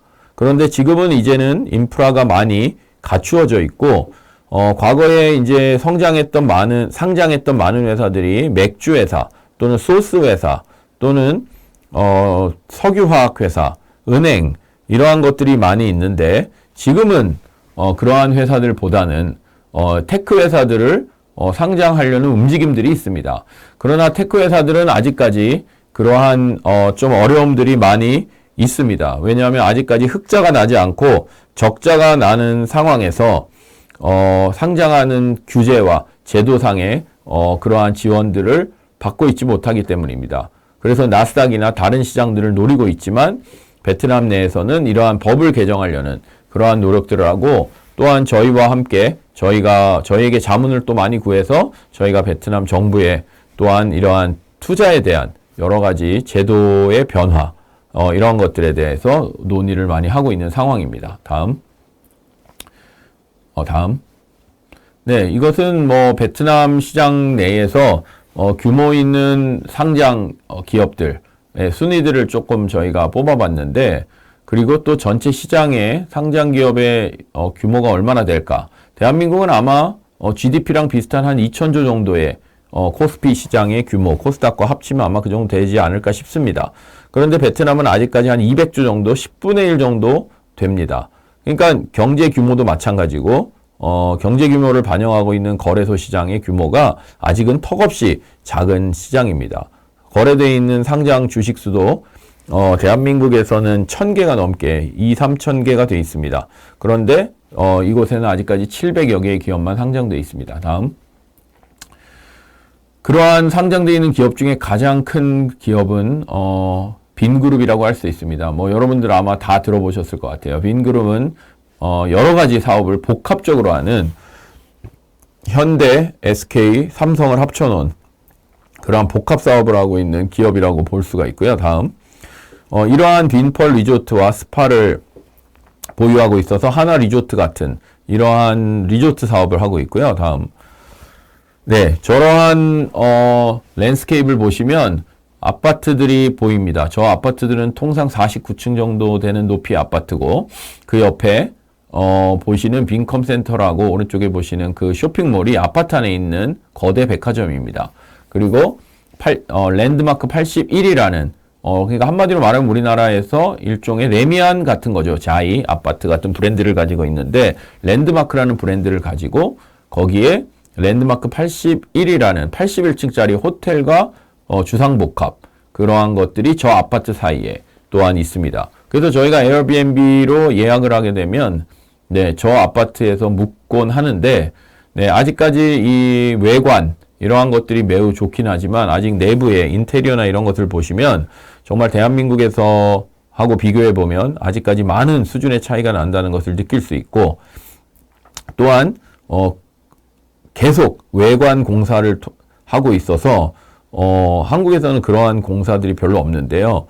외관을 아마도 제 생각에는 부실하게 지어서 계속적인 공사 때문에 소음이 너무 많이 나고 있는 상황이기도 합니다. 그러한 것들은 아직까지 대한민국에 비해서 발전해야 될 요소들이라고 보이고, 물론 대한민국도 와우 아파트라든지 삼풍백화점이라든지 이러한 참으로 부실 공사를 했기 때문에 일어난 사고들이 많이 있는데, 아직까지 베트남은 그러한 단계에서 이제 지나가고 있는 것이라고 보면 될 것 같습니다. 지금 현재로서 그 베트남의 빈그룹은 이러한 아파트 사업을 뿐만 아니라 그 안에 빈스쿨이라는 학교도 운영하고 있고 빈맥병원이라는 병원도 운영하고 있습니다. 그리고 그 옆에 빈 유니버시티라는 대학도 운영을 하고 있습니다. 다음. 그리고 빈페스트라는 전기 오토바이 사업도 하고 있고 빈페스트 자동차도 운영하고 있는데, 최근에 가솔린 자동차를 하다가 포기를 하고 지금은 미국의 전기 자동차 사업을 출시하여 지금 나스닥 또는 NYS의 상장을 위한 준비를 하고 있다고 합니다. 대한민국에서 아주 7, 80년대 현대자동차가 미국 시장에 진출하여 초기 도요타나 혼다가 먹었던 시장을 장악하려고 하는 그러한 단계처럼 지금 빈그룹도 지금 새로운 모델을 가지고 전기 자동차를 가지고 새로운 시장에 진입하기 위한 노력을 갖추고 있습니다. 다음. 물론 빈그룹의 주요 제조업도 가지고 있지만 빈 AI라든지 또 실리콘밸리와 같은 빈텍시티, 그리고 소프트웨어 회사, 이런 것들을 굉장히 복합적으로 만들어서 운영을 하고, 미국에 있는 베트남인들, 페이스북이나 구글이나 마이크로소프트에 있는 사람들을 선발하여 회사를 운영하고 있습니다. 물론 빈그룹이 한다고 다 잘 되는 것은 아니기 때문에 일부 잘 되고 있는 캐시카우 사업들을 중심으로 그들이 이제 활동을 해 나가고 있고, 특히 정부랑 굉장히 밀접한 관계를 통하여 그러한 지위를 보장받고 있는 부분도 있다고 보시면 될 것 같습니다. 네, 다음. 네, 다음. 네, SK가 투자를 많이 해줬죠. 약 5천억 정도의 투자를 받은 걸로 알고 있고요. 그 다음, 한화에서도, 네, 다음 부탁드립니다. 네, 다음 장, 네. 네, 다음 장 부탁드리겠습니다. 네. 네, SK에서 최태원 회장님과 함께, 네, 당시의 주석과 그리고 빈그룹의 회장, 등이 함께 모여서 이렇게 투자에 관련된 결과를, 이렇게, 제휴를 하고 있는 게 있습니다. 또 다음. 네, 한화도 약 4천억 정도의, SK는 1조 원을 투자했고, 한화가 약 400 밀리언이니까 5천억이 좀 넘는 금액을 투자했습니다. 네, 다음. 그리고 대한민국 기업으로서 나가 있는 이제 여러 기업 중에, 주요한 기업들은 롯데, 그리고 CGV, 그리고 롯데마트도 있고, 그리고 CJ, 이마트. 근데 이마트는 저기가 가장 많은 사람들이 주말에 몰려오는 호치민에 있는 이마트라고 보시면 될 것 같아요. 그러나 지금은 매각이 됐습니다. 그러니까 다른 곳에서 운영을 하고 있습니다. 이마트는 철수를 한 걸로 알려져 있습니다. 다음. 그리고 이제 금융회사를 보시면 우리은행, 네, 하나생명, 그리고 국민은행, 미래에셋 많이 나가 있고 다 잘하고 있습니다. 하지만 압도적으로 네, 베트남에서의 브랜드를 가지고 사업하고 있는 것은 신한은행입니다. 신한은행은 작년에 HSBC를 뒤집고 베트남 내에서 1위 은행으로 됐고, 이익이 약 1,600억 정도가 난다는 그러한 발표가 있었습니다. 그래서 신한은행은 어떻게 보면 베트남 내에서 가장 유력한 은행으로서 공항에 들어가면 이렇게 박항서 감독님과 함께 신한은행 광고가 같이 실려 있는 것들을 입국할 때 보실 수가 있습니다. 이러한 신한은행의 위상은 굉장히 높은 위상을 가지고 있다고 보시면 될 것 같고요. 다음. 한류는 말할 것도 없이 압도적으로, 네, 동남아 전체가 그렇듯이 BTS와 블랙핑크 등등 굉장히 좋습니다. 이 덕분에 저희가 사업을 하기가 더 좋아졌습니다. 네, 왜냐면은 한국에 대한 신뢰, 위상, 그리고 문화가 장악을 한다는 것은 보통 일이 아닙니다. 예, 남의 나라에 제품은 팔 수 있지만 문화를 팔기는 굉장히 어렵습니다. 그리고 그 나라 사람들이 어떤 특정 문화를 받아들인다는 건 또 다른 얘기입니다. 제가 어릴 때는 팝송을 듣고, 막 J-팝 같은 것들을 들었던 사람도 있고, 뭐, 일본 만화, 예, 이런 것들을 받아들였는데, 지금은 전 세계가 넷플릭스나, 기타 다른, 플랫폼을 통해서 대한민국 컨텐츠들을 소화하는 것을 보면, 대한민국이, 이러한 컨텐츠를 통한 해외 진출이 엄청나게 중요한, 요소가 아닐까라는 생각이 듭니다. 예, 그래서 이것은 단지 하루아침에 일어난 일이 아니라, 예, 많은 대한민국 기획사들이나, 또한 그들이 유튜브라는 플랫폼을 잘 활용하고, 레이블에서 벗어나, 그러한 멀티 플레이를 할 수 있는 그러한 양육 시스템을 또 성장 시스템을 가지고 있었기 때문에 가능한 것이 아닌가라는 생각이 듭니다. 많은 시행착오를 통해서 각 국가로 진출하고 있는 것을 보면 여러분들이 해외에 나가서 활동하는데 굉장히 도움을 받을 수 있는 하나의 이제 힘이라고 볼 수 있습니다. 다음.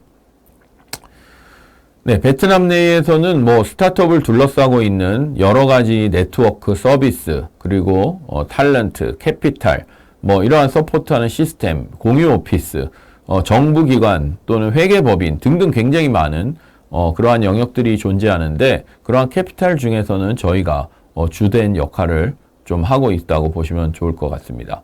네, 다음. 네, 그래서 이제 베트남에서 공식적으로 발표한 여러 가지 투자 회사들의 이름에 저희가 이제 우연히 중앙에 나와 있어서 표시를 좀 해봤고요. 다음. 네, 저희가 이제 뭐 많은 지금 현재로서는 펀드를 만들어서 후속 투자 전문 펀드를 만들어서 팔로운 투자도 한 경우가 있고요. 지금은 이제 싱가포르에 저희가 투자 회사를 만들어서 올해부터 이제 본격적으로 조금 더 의미 있고 규모 있는 투자를 하려고 합니다. 네, 다음. 네, 뭐 사스 플랫폼인 아까 베이스라는 회사에 투자해서 M&A가 돼서 저희가 엑시트를 했고요. 다음. 네, 다음. 네, 뭐 현재 에코몹이라는 인플루언서 커머스를 하고 있는 4개국에서 하고 있는데 약 한 거래액이 3천억 정도 되는 굉장히 빠르게 성장하고 규모 있고 창업자가 아주 전략적이고 탁월한 그러한 창업자라고 보시면 될 것 같습니다. 저 친구가 벨기에에서 공부하고 회사를 운영을 하고 엑시트를 하고 다시 창업을 한 그러한 케이스라고 보시면 될 것 같습니다. 다음. 네, 베트남의 에어비앤비라고 불리는 럭스테이라는 회사에 저희가 투자를 했는데 코로나로 인해서 많은 어려움을 겪고 현재는 피보팅을 하여 다른 형태의 여행 사업을 운영하고 있습니다. 다음. 이제 저희가 이러한 어떤 개괄적인 내용들을 조금 살펴봤고요. 네, 현재 이제 저희가 이제 베트남에 만약에 여러분들이 진출하거나 가시게 된다면 몇 가지 팁을 좀 드리도록 하겠습니다. 뭐 어느 나라나 마찬가지고 또 어느 나라나 다 동일한 이러한 원리가 적용되겠지만 첫 번째는 이제 로컬을 이해해야 합니다. 우리나라 눈높이로 가서 한국에서는 이렇게 했는데 니네 왜 그렇게 안 해? 한국은 이런 시스템이 갖춰져 있는데 너희들은 왜 그런 시스템이 없어? 이런 눈높이로 얘기해서는 안 됩니다. 왜냐하면 그것은 각 나라에 필요한 자원과 필요한 사람 자원의 가격, 이러한 시스템의 효율성 이런 것들이 있습니다. 어느 나라는 인건비가 너무 비싸기 때문에 자동화를 하는 것이 훨씬 더 유리한 국가가 있는 반면에 어떤 곳은 자동화를 설비를 까는 것 자체가 너무나 비싸고 오히려 사람을 써서 효율화하는 것이 더 나은 경우도 있습니다. 그럴 경우에는 오히려 소프트웨어를 통해서 워크플로우를 더 잘 만들어주고 사람들이 그것을 잘 쓸 수 있도록 만드는 것이 훨씬 더 효율적입니다. 뭐 로봇이나 비싼 시스템을 구축한다면 오히려 그것이 더 비효율을 초래할 수도 있습니다. 또한 그들은 자동차 도로보다 오토바이가 더 익숙하고 빠르기 때문에 그러한 것을 통해서 배송을 하는 그러한 시스템들이 더 유리할 수도 있습니다. 이러한 여러 가지 환경을 잘 이해할 수 있는 그것이 중요합니다. 어떤 기술을 투자하는 것이 아니라 저희는 그 기술을 이용한 제품과 고객의 경험을 변화시키고 또 고객의 가치를 창출할 수 있는 그러한 경험을 제공하는 그러한 기업에 투자를 하는 거기 때문에 그 로컬에 맞는 고객들이 무엇의 가치를 느끼고 어떻게 해주었을 때 그들의 밸류가 상승할 수 있는지를 저희가 연구를 하여 거기에 가장 적합한 솔루션을 찾는 것이 필요합니다. 두 번째는 신뢰 있는 로컬 파트너를 발굴하는 것이 아주 중요합니다. 왜냐하면 저희가 로컬의 상황들을 정확하게 잘 모르고 또 그것을 매일매일 저희가 경험할 수 있는 또한 그러한 상황이 아니기 때문에 저희가 정기적으로 방문을 해서 그것에 있는 상황들을 파악하기 위해서는 중요한 신뢰 있는 로컬 파트너가 반드시 있어야 됩니다. 저희들은 물론 뭐 직원들이 있고 그 직원들은 저희 회사와 함께하는 직원들이기 때문에 저희가 더 긴밀하게 얘기는 하지만 사실은 로컬 파트너로 저희가 생각을 할 수도 있습니다. 그렇기 때문에 이러한 파트너를 발굴하는 것은 매우 매우 중요합니다. 베트남에 나가고자 하는 많은 투자회사 대표님들이 저랑 만나서 디스커션을 하면서 저한테 물어보는 것 중에 하나는 로컬 파트너를 찾아서 그들을 믿고 그냥 맡기는 게 좋은가? 또는 저희가 직접 가가지고 A부터 Z까지 다 저희가 연구를 하고 하는 것이 좋은가? 또는 뭐 직원을 고용하여 그들을 활용해가지고 하는 것이 좋은가? 물론 정답은 없습니다. 어느 것이 더 맞는지는 상황에 따라 다릅니다. 하지만 저희들은 중요한 신뢰 있는 로컬 파트너들을 저희가 데리고 있고, 그러니까 직원으로도 데리고 있지만 저희 포트폴리오 대표님들, 또한 저희랑 같이 활동하고 있는 베트남인 투자자들, 이러한 사람들과 끊임없이 저희가 신뢰관계를 구축함으로써 좋은 딜들을 발굴하고 또한 좋은 성장할 수 있는 네트워크들을 만들어주고 그렇게 하는 것이 굉장히 어렵습니다. 예, 하지만 굉장히 중요하고 반드시 해야 되는 일이기 때문에 저희가 계속적으로 그 일을 행하고 있습니다. 그리고 소통이 원활하고 신뢰할 수 있는 프로젝트 매니저 같은 PM을 고용하는 것이 또 스타트업들한테는 매우 중요하고요. 또는 그리고 나서는 투자를 해서 배워야 됩니다. 투자를 하지 않고는 사실은 배우기가 굉장히 어렵습니다. 네, 그래서 투자를 소액이지만 또는 저희가 리스크가 있지만 투자를 함으로써 배울 수 있는 게 굉장히 많습니다. 또한 베트남인들은 굉장히 자존심이 세고 긍지가 있습니다. 전쟁에서 져본 적도 없고, 예, 그리고 심지어는 미국도 물러가게 했던 그러한 곳이고 중국과도 끊임없는 분쟁 속에 살아남은 그러한 민족이기 때문에 자존심도 굉장히 세고 실제로도 굉장히 우수한 친구들이 많습니다. 그렇기 때문에 저희가 투자를 하고 파트너십을 맺는다고 해서 그들을 낮게 보거나 무시하고 이렇게 하면 매우 좋지 않은 결과를 낳게 됩니다. 심지어 거기는 사회주의 국가이기 때문에 뭔가 마음 먹고 의지를 가지면 저희가 큰 불이익을 볼 수도 있습니다. 그렇기 때문에 저희는 항상 현지인들을 존중하고 또 중요한 것은 돈이 아닙니다.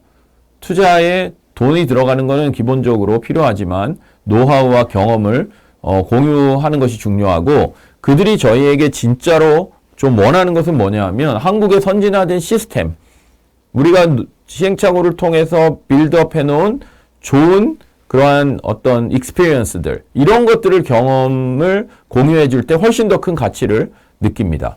그래서 저희가 베트남의 창업자들을 한국으로 초대하여 한국에서 이미 유사한 산업에서 발전되어 온 기업들을 방문하고 대표들을 만나 서로가 의견을 교환하면서 노하우를 서로 공유할 수 있는 그러한 자리를 많이 만들어주고 있고요. 그렇게 됐을 때 그들은 굉장히 많은 것을 배우고 즉각 돌아가서 즉각 그러한 것들을 적용해서 기업의 밸류를 높이는 그러한 활동들을 하고 있습니다. 특히 베트남은 이제 법률에 많은 그레이 에어리아들이 존재합니다. 특히 뭐 한국도 마찬가지인데요. 예, 이러한 법률적인 어떤 그레이 에어리아 때문에 어떤 산업을 투자해야 되냐, 말아야 되냐, 또는 투자했을 때 어떤 리스크가 있느냐, 또 그런 리스크를 어떻게 해칭할 수 있느냐, 만약에 그런 리스크가 터지게 되면 어떻게 해결해야 되는가에 대한 많은 노하우들이 필요합니다.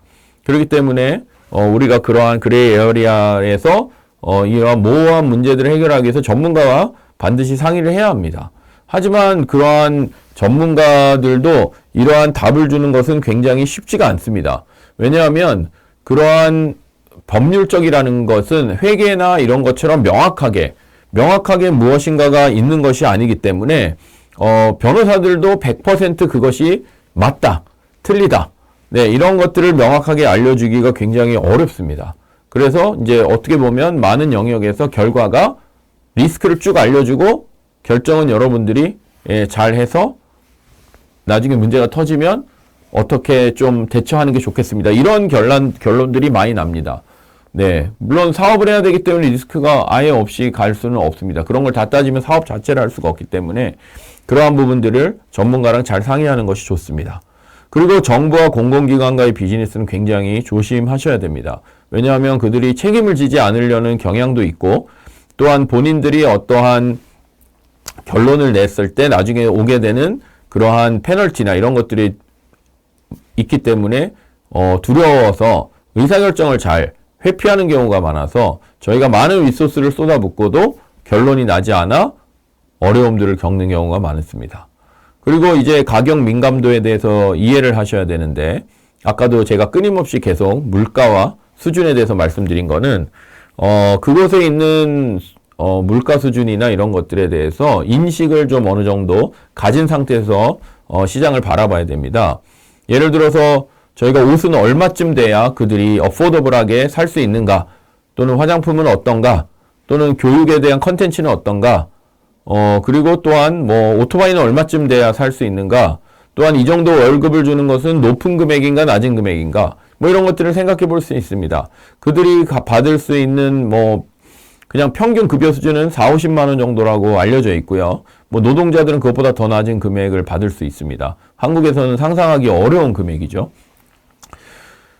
엔지니어들이나 이런 사람들은 한 100만 원, 200만 원 사이를 받습니다. 굉장히 높은 수준이죠. 대한민국으로 따지면 7, 800만 원 정도를 받는 겁니다. 만약에 C급, C레벨의 사람들이라고 한다면 5, 600만 원을 줘야 될 수도 있습니다. 그렇게 되면 대한민국으로 따지면 뭐 한 2천만 원 정도의 가치의 금액을 받는 것입니다. 그렇게 되면 그들은 굉장히 잘 사는 거죠. 근데 대한민국에서는 4, 500만 원을 받아가지고 굉장히 잘 살기는 힘듭니다. 아마 저희가 있는 보스턴으로 가보시게 되면 또는 실리콘밸리에 가시게 되면 11만 7천 불이면 저소득층입니다. 네, 거기서 렌트를 하게 되면 한 달에 5천 불, 6천 불을 내면 1년에 약 한 8만 불 정도가 집세로 나가게 됩니다. 그러면 11만 7천 불을 받아서 세금을 내고 약 한 8, 9만 불을 받으면 집값을 내고 나면 남는 게 아무것도 없습니다. 그래서 그러한 이제 물가 수준, 가격 민감도 이런 것들에 대해서 이해를 하는 것이 굉장히 중요합니다. 최근에는 인플레이션이 심하게 발생했기 때문에 이러한 가격에 대한 변동은 훨씬 더 과거보다 더 크다고 보시면 될 것 같습니다. 그리고 베트남에 가시면 소셜 채널을 적극적으로 활용해서 비즈니스를 이해하는 것이 필요하고요. 결제와 로지스틱이 굉장히 급변하고 있습니다. 과거 5년, 10년 전과는 상당히 다른 그러한 변화가 있기 때문에 그러한 결제와 로지스틱의 변화가 어떻게 이루어져 가고 있는지에 대한 팔로우업이 필요합니다. 네, 다음. 그래서 저희가 아까 초반에 말씀드린 것처럼 어느 영역에 투자를 해야 기회가 있을까? 네, 그러한 주요 영역들을 저희가 몇 개를 뽑아봤는데, 네, 헬스케어, 이커머스, 로지스틱, 페이먼트, 언디맨드 매우 다 중요한 영역이고 일부는 포화 상태에 있습니다. 그래서 그러한 영역들은 시장이 커짐에 따라 버티컬 영역으로 조금 더 생각을 해볼 필요가 있고요. 에듀텍, 트랜스포테이션, 엔터프라이즈 소프트웨어, OTA, 그리고 소셜미디어 이런 영역들은 일부 성장하고 있는 영역들이 있고 저희가 투자했던 K-12를 대상으로 즉 1학년부터 12학년까지를 대상으로 컨텐츠 서비스를 온라인으로 하고 있는 회사가 있는데 설립하고 얼마 되지 않아 월 매출을 100만 불, 약 한 12, 3억 정도를 돌파하고 최근에 높은 밸류에 또 투자를 유치하여 급격하게 성장을 하고 있는 상황입니다. 아마 메가스타디가 2000년 초반에 그러한 일들을 만들어서 시간과 공간의 제약을 없애고 1타 강사들을 통해 가지고 많은 가치를 제공해 줬던 것처럼 현재 베트남은 그러한 2, 3선 도시에 아직 선생님들을 만나기 쉽지 않은 똑똑한 친구들을 대상으로 온라인으로 이러한 사업을 하는 것이 성장하고 있는 하나의 단계라고 보시면 될 것 같습니다. 다음. 현재 지금 아까 말씀드린 이제 결제 시장들은 여러 가지 회사들이 굉장히 난립을 하고 있는 큰 영역입니다. 핀테크 회사가 100개가 넘는다고 알려져 있고요. 그 중에 이제 가장 주요한 회사는 VN페이입니다. VN페이는 원래 은행의 시스템을 공급해주던 안정적인 회사였기 때문에 딱히 그렇게 투자가 뭐 많이 필요했지는 않았는데, QR코드를 통해서, 알리페이와 같은 그러한, 역할을, 하기 시작하면서 약 3천억 정도와 2,500억의 투자를, 약 5,500억의 투자를 유치하여 매우, 급격한 성장을, 이루어내고 있는 회사입니다. 또한 모모페이는 이월렛 회사로, 네, 1,300억과 약 1,000억, 한 2,300억의 투자를 골드만삭스, 스탠다드 차터스, 워버그 핑커스로부터 받아서 성장을 하고 있습니다. 그 외에도 그랩페이, 그랩은 저 밑에 보이시는 모카와 제휴를 맺고 페이먼트 회사를 운영하고 있고, 페이웨이라는 회사는 국제 송금을 하고 있는 플랫폼입니다. 잘로페이라는 것은 여러분들이 카카오톡을, 베트남의 카카오톡이 뭐냐고 물어보면 잘로라고 합니다. 약 7천만 정도의 인구가 카카오톡처럼 사용을 하고 있고요. 그 잘로는 VNG라는 지난 10년 동안 유일한 유니콘으로 자리 잡았던 회사의 하나의 이제 서비스입니다. 그래서 잘로페이는 카카오톡과 같이 카카오페이처럼 잘로페이를 하고 있고요. 그 외에도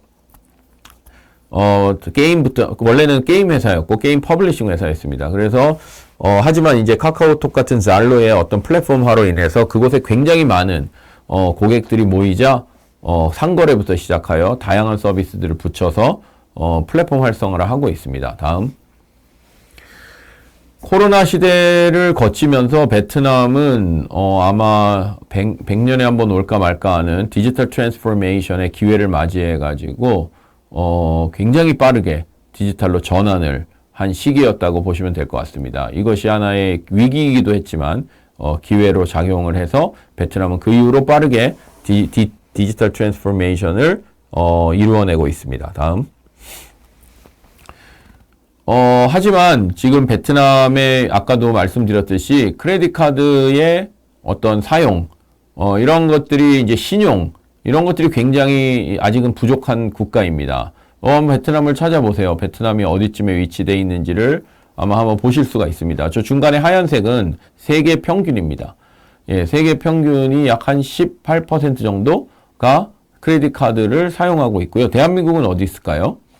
네, 대한민국은 앞쪽에 굉장히 앞쪽에 보시면 나와 있습니다. 60%가 넘고, 네.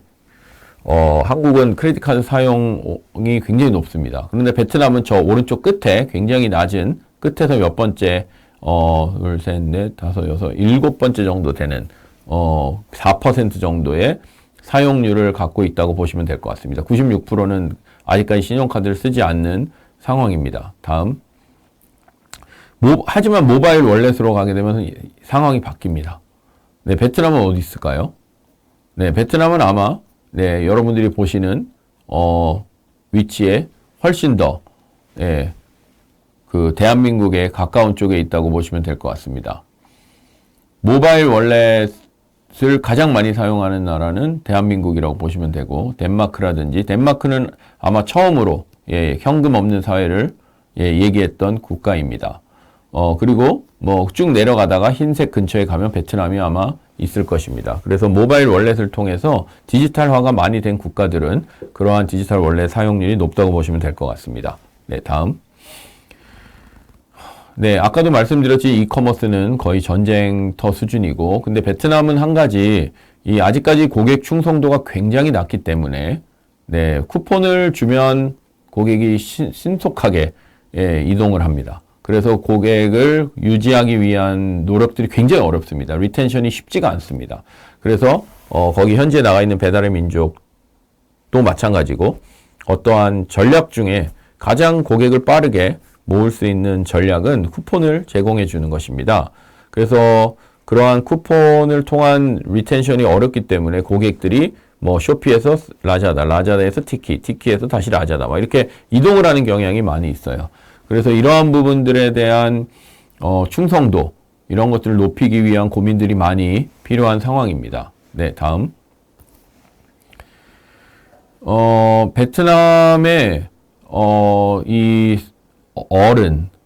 어른들에 대한 파퓰레이션이 있는데 그 중에서 이제 이들이 사용하는 은행 그리고 은행이 아직 사용되기 좀 어려운, 그리고 아예 은행을 사용할 수 없는, 은행의 접근성이 없는 이러한 것들로 보게 되면 사실은 아직도 4,900만이 언뱅크가 되어 있습니다. 그리고 은행을 사용할 수 있는 비율이 한 1,500만 정도 됩니다. 물론 지금은 그것보다 더 많이 증가가 된 상황이긴 한데요. 이러한 것들을 보면 아직까지 언뱅크가 되어 있는 사람들을 하기 위해서 은행을 설립하는 것은 굉장히 좀 비상식적인 상황입니다. 오히려 온라인을 통해서, 모바일을 통해서 접근할 수 있는 접근성을 개선하여 빠르게 산업에 인클루드가 되도록 도와주는 것이 하나의 또 필요한 과제라고 볼 수가 있습니다. 다음.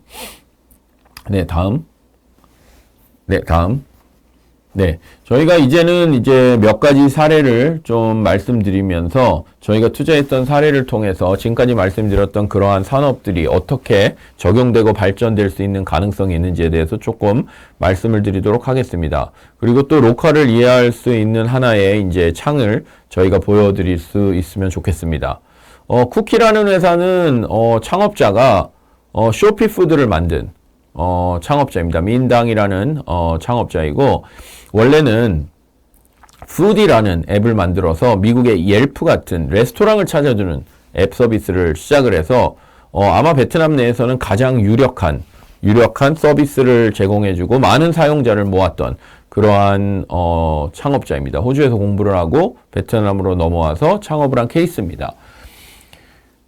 이후에 배달의 민족과 같은 딜리버리 서비스를 출시하면서 딜리버리 나우라는 서비스를 만들었습니다. 그리고 이후에 쇼피에 약 한 1,000억 정도의 매각이 되고, 그리고 상당 기간 이 회사의 경영자로서 흑자 전환을 시킨 매우 드문 창업자 중에 한 명입니다. 그리고 나서 쿠키라는 일종의 밀키트 회사를 창업했습니다.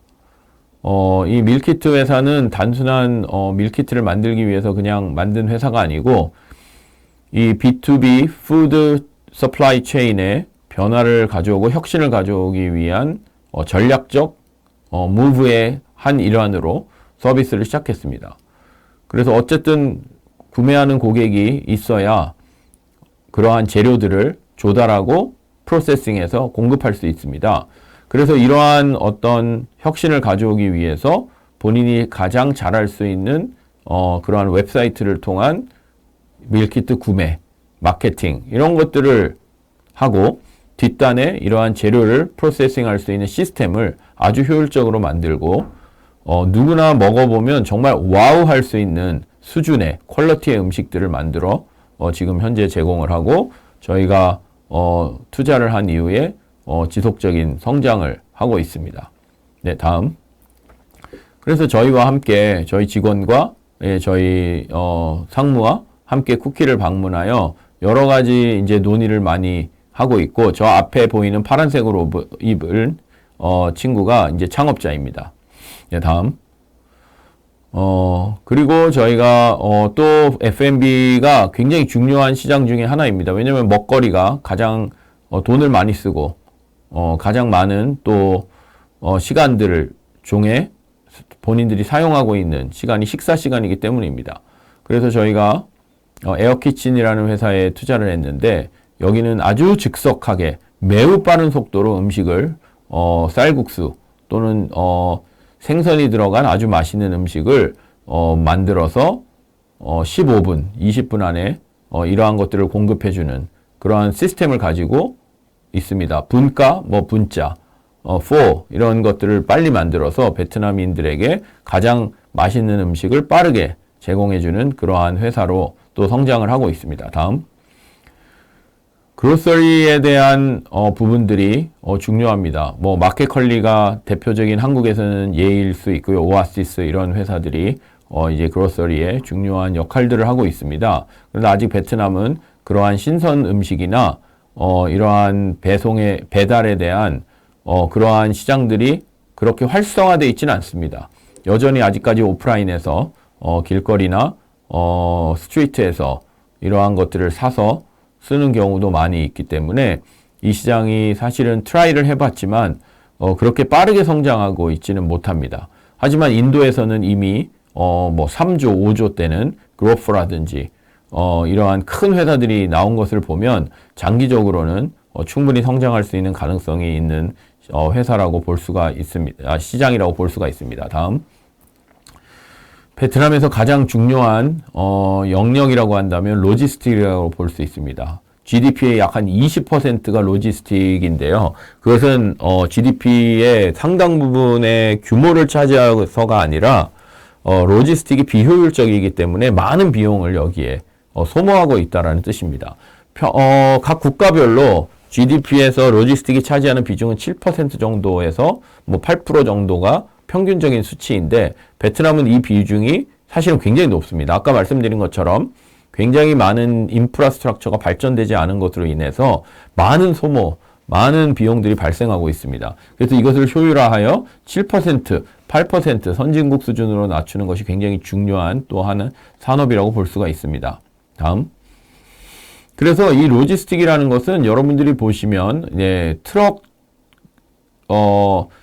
이 배가 또는 항공이 물건을 가지고 포트로 들어와서 컨테이너에서 특정한 창고로 이동하고 그러한 창고에서 특정한 리테일 샵으로 이동하고 그러한 리테일 샵에서 고객에게 라스트 마일로 이동하는 이러한 여러 가지 단계들이 존재합니다. 각 단계별로 그러한 것들을 혁신하는 회사들이 지속적으로 나오고 있는데 저기 그림으로 보시는 에코트럭, 아비빈, 뭐 텔리오, 아하무브 이런 회사들이 지앙양 이런 회사들이 굉장히 큰 변화와 혁신을 추구해온 회사입니다. 다음. 저희가 투자한 에코트럭이라는 회사는 이러한 트럭킹에 굉장히 중요한 변화를 이끌어내고 있습니다. Uber for Truck이라고 할 수 있는 것으로 통해서 그 전까지는 이러한 컨테이너들이 포트에 들어오면 트럭을 찾기 위해서 전화를 하고 화이트보드에다가 메모를 하고 이 도대체 이러한 짐들이 어디로 가는지도 알지도 못하고 그러한 짐이 제대로 관리되는지도 잘 몰랐습니다. 그러나 에코트럭이 나온 이후로는 이 모바일 앱을 통해서 쉽게 트럭들을 매칭을 해줄 수 있고 또는 그 화주가 그러한 트럭들을 스케줄링 해가지고 공급을 해달라고 하면 공급을 해줄 수 있고 그리고 이러한 공급되어 있는 트럭들이 물건을 가지고 이동할 때 저렇게 맵으로 다 트래킹을 할 수가 있고 그 외에 다양한 이 관리들을 다 시스템적으로 할 수 있도록 만들어 주었습니다. 그래서 상당히 많은 규모의 투자를 받고 지금 성장을 하고 있는 단계이고요. 그리고 이제 수익 모델은 물론 매칭을 하면서 수수료를 받는 것도 있지만 중국에 만방그룹이라는 회사가 있습니다. Full Truck Alliance라는 이름을 가지고 있는데 NYSE에 상장을 하여 한 20조 정도까지 갔던 굉장히 큰 동일한 모델의 회사입니다. 그 회사가 추구했던 것과 유사한 방식으로 이러한 엄청나게 많은 트럭들의 유류를 대량으로 공급하든지 타이어들을 교체해 준다든지 또는 보험을 가입한다든지 트럭을 리스한다든지 하는 이러한 비즈니스 모델을 통해서 굉장히 큰 산업의 하나의 표준화된 모델을 제시하려고 노력을 하고 있습니다. 네, 다음. 네, 방금 말씀드린 만방그룹이 NYSE에 상장됐던 기업입니다. 네, 다음. 네, 그리고 제가 말씀드린 탑CB라는 회사가 있습니다. 탑CB라는 회사는 HR 회사입니다. 최근에 저희가 17배 정도의 엑시트를 한 회사인데 이 탑CB라는 회사는 다음 장 한번 부탁드립니다. 네, 창업자는 이제 로컬 친구지만 굉장히 똑똑한 친구입니다. 그래서 철학과 방향과 또는 이 산업에 대한 이해가 너무나 잘 돼 있는 친구고요. 네, 그러한 관계로 회사가 엄청나게 빠르게 성장하고 BEP를 넘었고, 그리고 지속적으로 새로운 기술들을 도입하여 이 HR 시장에 혁신을 가져오고 있습니다. 이름이 탑CB라는 이름에서 보실 수 있듯이 CB를 클라우드에서 제공해주던 회사입니다. 베트남인들이 어떤 CV를 작성하기 위해서 뭐 워드로 작성할 수도 있고 다양한 폼으로 작성할 수 있지만 그 포맷을 잘 모르는 그러한 친구들이 많이 있었습니다. 지금은 뭐 그런 것들을 잘 알 수 있는 환경이기 됐지만 저희가 투자할 당시만 해도 많은 친구들이 CV 작성에 불편함을 겪고 있었어요. 그래서 여기에 오면 워드 형태의 문서에 굉장히 잘 구조화되어 있는 작성 툴이 있었습니다. 거기에 작성을 하고 나면 클라우드에 이것이 저장이 되고 각각 다양한 포맷으로 디자인이 변화가 되어서 그것을 리크루팅하는 플랫폼에다가 제공해 줄 수 있는 형태입니다. 그래서 지금 수백만의 사람들이 여기에 서비스를 이용하고 있었고 결국은 하이어링을 받을 수 있는 인재들이 모여져 있는 풀을 만들다 보니 기업들만 초대를 하면 매칭할 수 있는 굉장히 좋은 기회를 얻었습니다.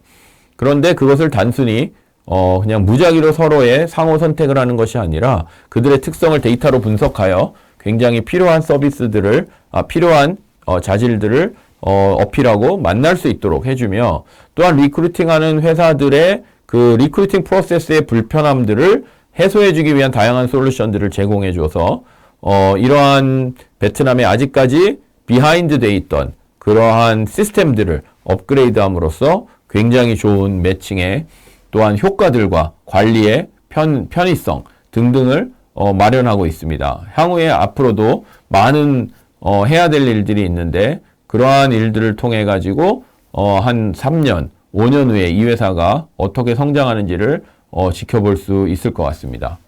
다음. 네, 베트남에 아마 여러분들이 제가 아까 말씀드린 것처럼 이 샐러리 수준이 어느 정도 될 것인가. 왜냐면 리크루팅을 하는 데 있어서는 또 자질도 중요하고 여러 가지 중요하지만 또 이 급여 수준 뭐 이런 것들이 중요합니다. 저희가 2000년대 초반 또는 90년대 말에 2000년대에 중국에 갔던 이유는 생각보다 싼 인력들이 대거로 고용을 하여 저희가 그러한 생산에 대한 코스트를 줄일 수 있기 때문에 갔습니다. 하지만 이후에 계속 급여는 상승하고 비용은 증가되지만 사실 사람의 수준과 또는 그러한 능력의 변화는 생각보다 동일한 속도로 바뀌지는 않았기 때문에 나중에는 배보다 배꼽이 더 큰 오버슈팅이 되는 그러한 상황들이 많이 발생했습니다. 베트남도 향후에는 그러한 일들이 벌어질 가능성이 있습니다. 하지만 지금 이제 그러한 수준을 저희가 아직까지는 비용 효율성이 있는 시장입니다. 그래서 저희가 한번 그런 수준이 어느 정도 될까를 저희가 한번 보시면 좋을 것 같습니다. 하위 25%의 사람들은 어느 정도를 받을 것인가? 예, 보시면 저기서 0을 하나 제거하시고 반으로 나누시면 그냥 대충 대한민국 원화가 됩니다. 그러니까 920만 동이면 하나를 띄면 92만이고 반으로 나누면 한 45만 정도 됩니다. 47만. 그러면 47만 원 정도가 하위 25%라고 보시면 되고요. 예, 중간값 50% 정도 되는 데는 1600이니까 160, 반으로 나누면 80만 원. 예, 80만 원 정도로 보시면 될 것 같아요. 예, 상위 25%는 약 한 200만 원 정도로 보시면 되고 예, 상당히 높은 수준의 급여를 받는 친구들이 400만 원 정도로 보시면 될 것 같습니다. 그러면 여러분들이 상위에 아주 탑급의 인재를 찾는다. 그러면은 직원으로 고용하는 경우에는 약 한 400만 원 정도를 주면은 찾을 수 있겠다. 네, 한 200만 원 정도 주면 상위에 상당히 높은 금액의 고급 인력을 찾을 수 있다. 네, 이런 통계로 한번 생각해 보시면 나중에 베트남에 진출하실 때 참고가 되실 수 있을 것 같습니다. 네, 다음. 저희가 이제 베트남에 가게 되면서 주의해야 될 점 또는 유의해야 될 점들을 몇 가지를 좀 말씀을 드리겠습니다. 첫 번째는 베트남 현지 사용자들의 경험을 과소평가해서는 안 됩니다. 저희가 베트남 현지 사용자들이 세계 각지에 들어와 있는 주요 서비스들을 많이 활용하고 그 경험을 잘 알고 있기 때문에 저희가 그들의 어떤 사용자들의 경험에 대해서 후진국처럼 또는 개발도상국의 어떤 특징처럼 그렇게 바라보면 안 되고 눈높이가 상당히 높다라고 생각을 하시면 될 것 같아요. 그래서 아까 말씀드린 그런 빈 그룹이 지었던 그러한 백화점 이런 곳에 가보면 웬만한 브랜드들과 좋은 것들이 많이 입점이 되어 있습니다. 그렇기 때문에 그러한 경험들에 대해서 여러분들이 한번 실제적으로 방문을 해서 한번 보시면 좋을 것 같고요.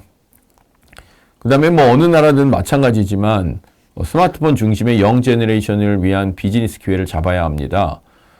이 얘기는 한국에는 뭐 너무 당연한 얘기라서 왜 저런 얘기를 써놨을까 이런 생각을 하실 수도 있지만 베트남은 스마트폰이 보급된 것이 약 한 14년, 5년 그때를 기점으로 급격하게 증가하기 시작했습니다. 그래서 인터넷에 대한 그러한 사용이 그렇게 빠르게 성장한 것은 한 6년, 7년 정도 됩니다. 그래서 아직까지도 많은 산업의 영역들이 스마트폰 중심으로 이전되지 않고 있어요. 그래서 그러한 영역들이 이제 당연히 스마트폰 중심으로 이전이 돼가면서 많은 변화들이 있습니다. 고객 관리에 대한 부분도 스마트폰 중심으로, 또는 클라우드가 발전돼서 SaaS를 이용하는 영역으로의 발전. 근데 아직도 SaaS는 매우 작은 영역으로 볼 수가 있습니다. 그리고 또 스마트폰을 통하여 물건을 구매한다든지 결제를 한다든지 다양한 활동들이 그렇게 활발하게 일어난 것이 아주 오래되지 않았습니다. 그래서 그러한 것들을 이해하는 것이 필요하고요. 또 스마트하게 고객을 확보하고 강력한 고객 유지 전략을 사용해야 됩니다. 이것은 비단 베트남뿐만 아니라 어느 나라든 마찬가지입니다. 그런데 제가 아까 말씀드린 것처럼 고객 유지가 굉장히 어려운 나라 중에 하나입니다. 쿠폰을 주면 오고 쿠폰을 주지 않으면 떠나는 이러한 것들을 통해 가지고 참 고객에 대한 충성도가 그렇게 높지 않기 때문에 어떻게 하면 그것을 고객을 유지시킬 수 있을까? 그렇지 않으면 커스터머 애쿼지션 코스트뿐만 아니라 리텐션에 대한 코스트가 매우 높기 때문에 그러한 흑자를 내기가 굉장히 어려운 상황입니다. 그래서 투자를 하시면 어떻게 그 기업이 그러한 CAC 관리를 제대로 하고 있는지, 그리고 라이프타임 밸류 관리를 어떻게 잘하고 있는지 이런 것들을 계속적으로 관찰하고 서로 아이디어를 내면서 방법들을 찾아야 할 것 같습니다. 그리고 소셜미디어, 지금은 틱톡이라고 볼 수 있는데 그러한 미디어를 통해서 고객 접점을 온라인으로 판매로 전환을 해야 되는데 사실은 틱톡이 굉장히 코스트가 높은 미디어 중에 하나입니다. 그래서 처음에 써서 유저를 확보하긴 좋지만 지속적으로 쓰게 되면 굉장히 많은 코스트가 듭니다. 그래서 이러한 부분들에 대한 고민들을 계속적으로 하고 있어서 저희도 이제 어떻게 하면 저희 포트폴리오 회사들이 이러한 것들을 좀 더 낮은 코스트로 유효하게 갈 수 있을까 고민을 좀 하고 있습니다. 그리고 이제 코로나 시대는 끝이 났지만 이러한 코로나 시대를 겪으면서 약 한 2만 개 이상의 기업이 부도가 나고 소규모 상점들이 문을 닫아서 아주 어려움을 겪는 많은 일들이 있었습니다. 그래서 그러다 보니까 이러한 시대를 지나서 내가 추가적으로 엑스트라 머니를 벌 수 있는 방법이 있을까? 이런 고민을 하는 사람들이 많이 있습니다. 최근에는 이제 긱 이코노미가 발전되면서 다양한 플랫폼 화에서 돈을 벌 수 있는 일들이 생겼습니다. 비단 이것은 우버나 에어비앤비 같은 것뿐만 아니라 예를 들어서 어떤 가정주부가 커뮤니티에 참여하여 실내 있는 물건을 사용한 것들을 후기로 하여 본인들이 실제로 그 플랫폼이 제공해주는 물건들을 판매할 수 있는 그러한 것들을 통해서 아르바이트, 엑스트라 머니를 벌 수도 있고요. 다양한 엑스트라 머니를 벌 수 있는 것들을 만들어줬을 때 그들이 굉장히 그 플랫폼에 대한 충성을 가지고 활동할 수 있는 기회가 있을 것 같습니다. 그리고 이제 짝퉁이 판을 치는 시장에서 품질을 확신할 수 있는 제품을 제공하는 이것이 굉장히 중요합니다. 왜냐하면은 신뢰가 굉장히 낮은, 아직까지는 저신뢰 사회이기 때문에 그러한 것들이 차별화가 될 수 있는 확실한 그러한 모양을 보여줄 때 사람들이 헷갈리지 않고 좋은 물건들을 좋은 가격에 구매할 수가 있습니다. 그래서 이러한 아직까지는 이커머스 플랫폼에서 판매되는 수많은 제품들이 중국이나 이런 곳에서 넘어와서 카피 제품, 짝퉁 제품들이 굉장히 많습니다. 그래서 이러한 것들을 어떻게 우리가 잘 구분하여 그런 것들을 잘 제공해 줄 수 있는 독특한 플랫폼을 만들 수 있을까? 이런 것을 고민하시는 분들도 있고요.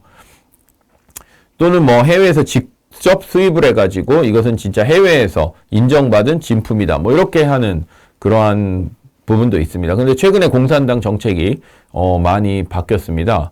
그래서 공산당석이 그리고 국회의장, 그리고 주석, 국무총리, 뭐 이러한 네 개의 큰 권력층이 있는데 최근에 이제 공산당 서기 굉장히 중요한 가장 높은 사람이죠. 예, 부패 척결. 네, 이러한 모토를 걸고 이러한 것들을 하면서 이 짝퉁 시장의 문을 닫게 하고 그 다음에 이러한 부정부패들을 척결하는 과정에서 많은 공무원들이 옷을 벗고 이러한 것들이 지금 ING로 진행이 되고 있습니다.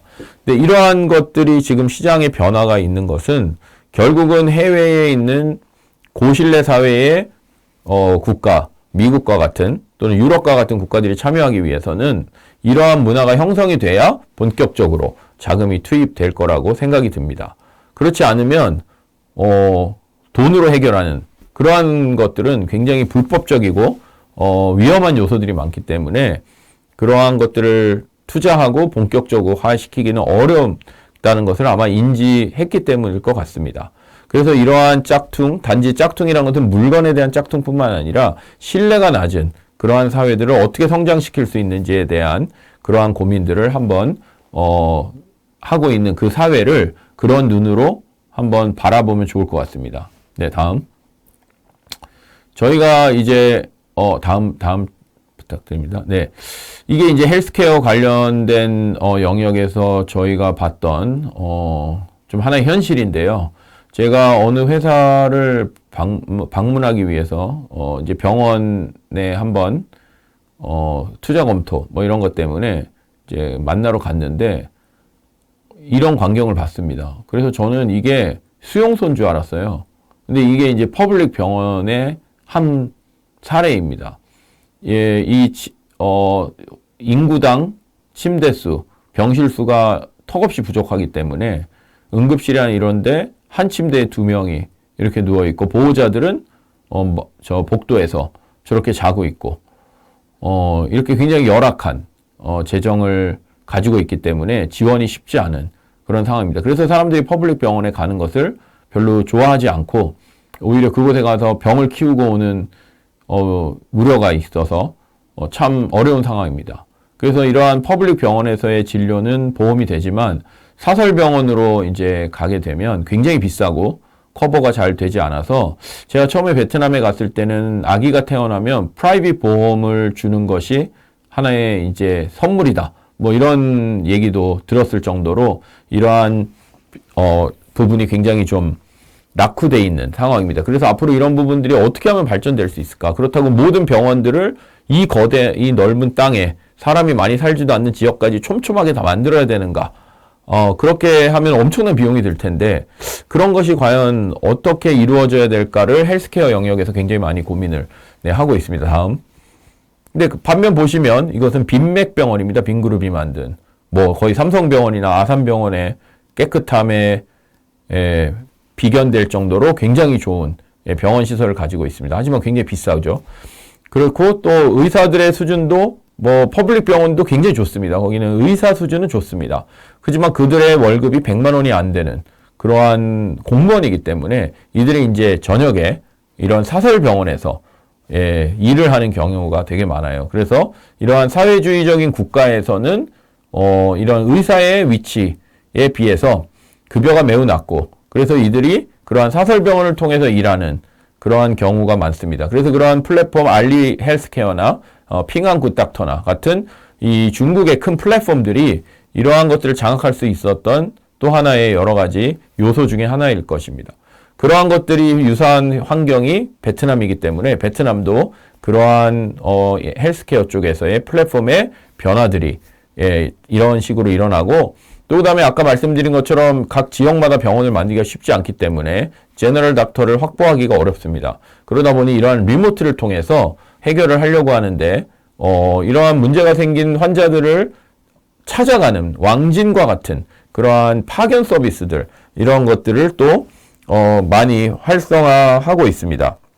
그래서 이러한 헬스케어 시장이 앞으로 어떻게 거대 시장인데 수많은 사람들이 병원을 안 갈 수는 없고 많은 사람들이 인구는 더 늘어나고 과연 그럼 이러한 헬스케어 시장을 누가 혁신할 것이며 어떻게 혁신할 것이며 또 정부와의 관계는 어떻게 설정할 것이며 그러한 2선, 3선 이러한 지역들을 어떻게 커버할 것인지 뭐 이런 거에 대한 다양한 고민이 필요합니다. 또는 어떤 메디컬 디바이스를 포인트 오브 케어를 통해 가지고 단순히 중앙에서 제공해 주는 것이 아니라 휴대해 가지고 갈 수가 있는 것인가. 그리고 거기에서 나온 데이터들을 활용해서 어떻게 중앙에 있는 병원들과 연계하여 치료 효과들을 더 제공해 줄 수 있는 솔루션을 줄 것인가. 뭐 환자들을 지속적으로 케어할 수 있는 모니터링 시스템을 어떻게 할 것인가. 뭐 정말 많은 숙제들이 있습니다. 그러한 것들을 이제 앞으로 베트남 내에서 해결하는데 저희는 도움을 주고 그래서 미국에 있는 수많은 저희가 헬스케어 회사를 보스턴에서 투자하여 그러한 솔루션들을 베트남에 제공해줘서 그 사회에 하나의 가치를 제공해 줄 수 있는 그러한 역할들을 하기 위해서 고민을 하고 있습니다. 다음. 그래서 저희가 투자한 이닥터라는 회사가 그러한 노력을 하고 있습니다. 온라인 헬스케어 토탈 솔루션, 원격 진료, 또 체열 진단, 치료, 약 배송 등등 뭐 많은 영역들을 고민을 하는데 이 영역이 정말 어렵습니다. 네, 정말 노력을 하고 해도 그렇게 쉽게 해결될 수가 없는 영역입니다. 그래서 이제 이러한 영역에 이닥터와 같은 플랫폼을 중심으로 어떤 사업을 확장시켜야 될지에 대해서 끊임없이 저희가 같이 토론하고 논의하고 고민하고 있는 상황입니다. 네, 다음. 바이메드라는 회사는 그러한 이제 헬스케어 영역 중에서 약국을 효율화시켜주는 부분입니다. 약국의 처방전을 받아서 가더라도 해당 약이 없는 경우도 많이 있고요. 그 다음에 그 약국이 약을 구매하기 위해서 정말 많은 단계를 거쳐야 되고 많은 딜러들과의 협상을 통해서 해야 되고 리베이트를 줘야 되고 정말 어떻게 보면 불법적인 약들이 유통되고 굉장히 복잡한 그러한 체계가 잡혀져 있지 않은 시장입니다. 그러한 시장에서 버클리 대학을 나오고 또한 이러한 산업에서 종사했던 3명의 창업자가 바이메드라는 회사를 창업하여 약 6만 개 약국 중에 현재 본인들이 재고관리 시스템부터 ERP, 약국에 전문화된 ERP 시스템을 약 한 2만 개 이상의 약국에 지금 현재 깔아놨고, 월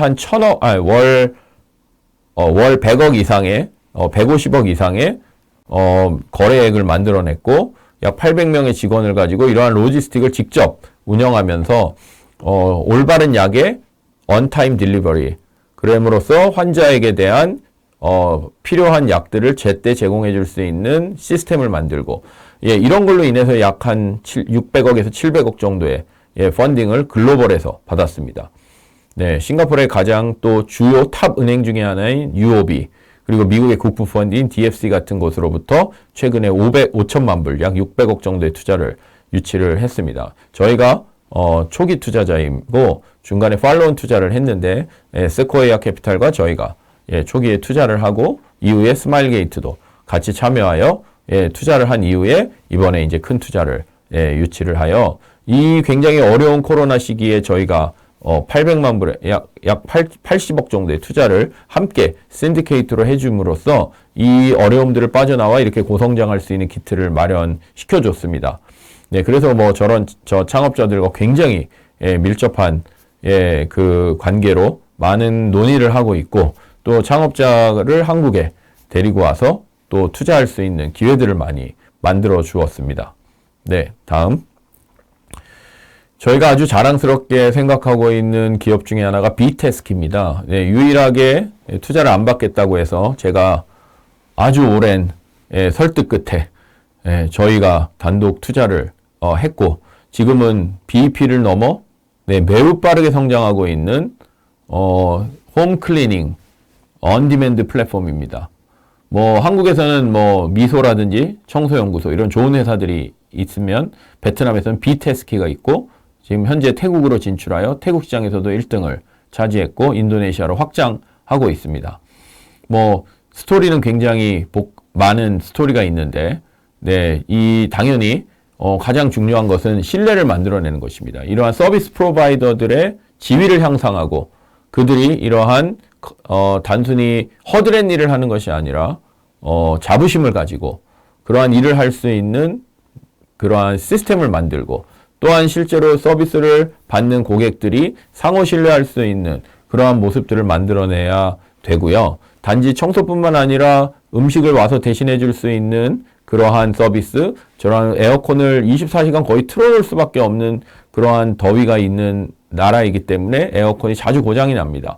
그런 리페어 서비스, 또 심지어 코로나 때는 이러한 살균 서비스, 뭐 이런 것들을 통해서 계속 고객들이 필요한 것들을 유효적절하게 제공해 줌으로써 그 하이 퀄리티와 고신뢰를 만들고, 그리고 이러한 이 공급자들에 대한 커뮤니티를 만들어 굉장히 잘 운영하고 있는 회사입니다. 그래서 앞으로 저희가 이 회사의 성장성과 또 미래가 얼마나 또 이 동남아 시장에서 커질지 큰 기대를 가지고 있습니다. 다음.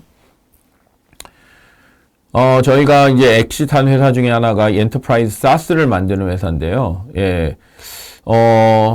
베트남 내에서 소프트웨어는 사스로 공급을 저희가 하기 굉장히 어려운 여러 가지 이유가 있습니다. 기술이 없어서가 아니라 사실은 그들이 이제 페이먼트를 하는 데 있어서 한국에서 약 1인 10불 정도를 낼 수 있는 서비스를 베트남인들의 어떤 고용 인원 숫자를 고려하게 되면 말도 안 되게 비싸집니다. 엄청나게 많은 숫자가 엄청나게 많은 돈을 내야 되는. 그래서 이들이 낼 수 있는 가격은 약 한 1불 정도. 그런데 1불로 사스를 할 수 있는 글로벌 회사는 없습니다. 그래서 이 스탠포드 나온 이 친구가 베트남으로 돌아와서 창업을 했고, 이 다양한 앱들 10개, 20개 이상이 되는 앱을 스스로 만들어서 앱스토어 같이 만들어 특정 기업이 이 중에서 자신이 원하는 펑션을 쓸 수 있고, 그것을 통해서 디지털 트랜스포메이션이 가능하도록 하는 사스 서비스를 만들었습니다. 그래서 인바운드로만 들어온 고객 수가 6,000개가 넘고요. 아마 지금은 약 한 2만 개 이상의 고객들을 확보했을 겁니다. 그래서 베트남의 삼성 SES와 같은 SI 사업자로 불리는 또 플랫폼 사업자로서도 잘 알려져 있는 FPT라는 조 단위의 매출을 올리고 있는 기업이 이 회사를 인수했습니다.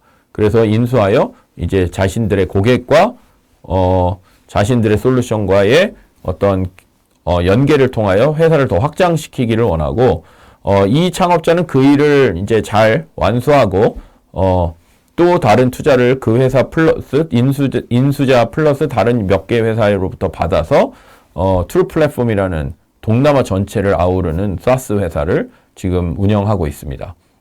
다음. 뭐 고객들은 굉장히 다양한 은행들도 대형 은행들도 쓰고 있고, 아까 말씀드린 로지스틱의 탑 회사인 S커머스, 뭐 빈그룹 이런 데들이 다 사용을 하고 있습니다. 네, 다음. 네, 다음. 네, 다음. 네, 지금 이제 베트남은 뭐 여러분들이 호치민을 가보시면 뭐 1군, 2군, 3군, 4군, 5군, 6군, 7군 뭐 이런 식으로 군으로 디스트릭트로 나눠져 있습니다. 그 중에 이제 7군이라는 지역은 대만의 푸미흥이라는 건설사에서 건설을 했기 때문에 그 지역을 푸미흥이라고 부르는데, 그 7군 지역은 대한민국 한국 사람들이 몰려서 살고 있는 한국 코리안타운이라고 보시면 됩니다. 거기에는 뭐 뚜레쥬르부터 시작해서 뭐 파리바게트, 뭐 온누리교회, 뭐 각각 한국 음식점들이 쫙 있습니다. 거긴 그냥 새로운 그러니까 거기는 뭐 오토바이도 잘 다니지도 않고 굉장히 깨끗한 주재원분들이 많이 또 살고 있는 그러한 7군 지역은 코리안타운이라고 있습니다. 그래서 이제 1군, 2군, 3군, 4군 하다가 7군 좀 남쪽 밑에 조금 많이 떨어져 있습니다. 그런 지역에 한국인들이 많이 살고 있었는데, 지금 현재 이제 이 지역들이 1군이 명동 같은 지역이고, 이제 2, 3, 4군이 그 주변을 있어서 접근성이 굉장히 좋은 지역입니다. 그런데 이제 지금 저희가 보여드린 이 장표에 그 사이공 강이 저렇게 흐르고 있습니다. 그래서 이 오른쪽에 보이시는 타오디엔, 안푸, 투티엠, 탄미로이 이런 지역들이 그러한 왼쪽에 있는 주 명동과 같은 그러한 지역으로부터 강 때문에 쓸 수 없는 지역, 접근이 어려운 지역으로 돼 있었습니다. 그런데 그 강들의 다리를 다 뚫기 시작하면서 이 지역 개발이 이루어졌어요. 그래서 이곳에 이제 빌라 또는 초고층 아파트, 또 주상복합, 뭐 이런 것들, 영화관 이런 것들이 들어서면서 가장 뜨고 있는 지역 중에 하나로 평당 3천만 원 이상이 되는 아파트들, 이런 것들이 막, 지어지면서 아마 가보시면 이군 지역이 현재로서는 가장, 살기 좋은 지역, 또 사이공강 옆에 수많은 카페들과 바들이 또 들어서 있고, 국제학교들, 이러한 것들이 있는 중요한 지역으로 알려져 있습니다. 그래서 한번 베트남 호치민에 가보시면 2군을 가자. 2군에 가보시면 없는 게 없습니다. 그래서 이제 그러한 지역을 제가 한번 그냥 참고로 소개를 드렸고, 많은 스타트업들이 이곳 지역으로 와서 회사를 셋업하고 이곳에서 이제 회사를 운영하는 경우가 많이 있습니다. 다음.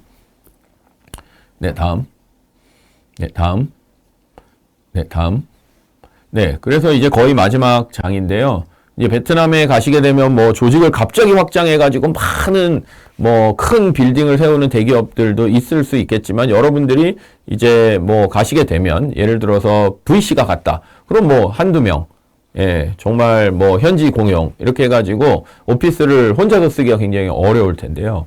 그럴 때 이제 저희가 위워크나 또는 코고, 퉁, 마인덱스 이런 이제 굉장히 다양한 코워킹 스페이스들이 있습니다. 그곳에서 여러분들이 활용하시면 좋을 것 같고요. 위워크는 현재 베트남에서는 철수를 했습니다. 그래서 센츄리라는 부동산 회사에 넘기고, 그 위워크라는 굉장히 럭셔리하게 잘 지은 공유 오피스를 센츄리가 운영을 하는데, 그곳에 베트남 회사뿐만 아니라 주요 회사뿐만 아니라 글로벌 투자자들이 다 벤처 캐피탈들이 거기에 모여 있습니다. 그래서 그곳에 가시면 많은 사람들을 만나실 수 있을 것 같고요. 그 밑에 보시는 마인덱스라는 회사는 굉장히 특이한 회사입니다. 최근에 100억 단위의 투자도 유치를 했는데, 저희는 창업 단계에서 만났었는데, 이 창업자들은 원래 코딩 교육을 시키는, 그러한 어린이들을 코딩 교육시키는 그러한 회사고, 낮에는 코워킹 스페이스를 운영하고 저녁에는 그 공간을 활용하여 아이들을 교육시키는 그러한 모델을 가지고 두 비즈니스 모델에서 돈을 벌고 있는 굉장히 좋은 모델을 가지고 있는 회사입니다. 저희가 첫 번째 하노이 오피스에 입주했던 회사가 마인드엑스였고, 지금은 이제 다른 코워킹 스페이스를 저희가 얻어서 지금 운영을 하고 있습니다. 제가 지금까지 이제 약 한 2시간 동안 동남아 시장과 베트남에 대한 전반적인 이야기를 다 드렸고, 각각의 산업과 또 저희 투자한 사례와 또한 그러한 것들을 말씀드렸는데, 단순히 그런 게 있었구나, 그런 상황이구나, 이런 것도 좋지만 베트남 시장이라는 특성, 그리고 베트남 시장에서 무엇이 중요한 드라이빙 요소인가, 그리고 아직까지 어느 부분이 성장의 가능성이 많이 있는가, 또 그 다음에 저희가 그동안 9년 가까이 경험했던 경험을 통해서 어떤 부분을 우리는 중요하게 생각하고 바라보고 있는가, 이런 것들을 여러분들이 한번 제 강의를 통해서 한번 고민해 보시고 질문을 하시고, 또 그것에 대한 답을 위해서 출장을 가보시고 기업을 만나보시면 뭔가 이 베트남 시장의 다이내믹과 향후 성장성에 대한 그러한 것들을 이해하실 수 있을 것 같습니다. 저는 분명히 베트남은 지금은 레디 상태입니다.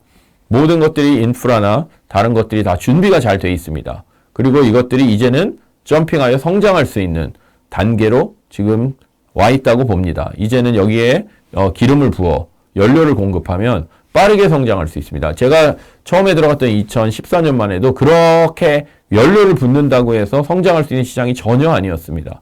하지만 지금은 많은 부분들이 준비가 돼 있습니다.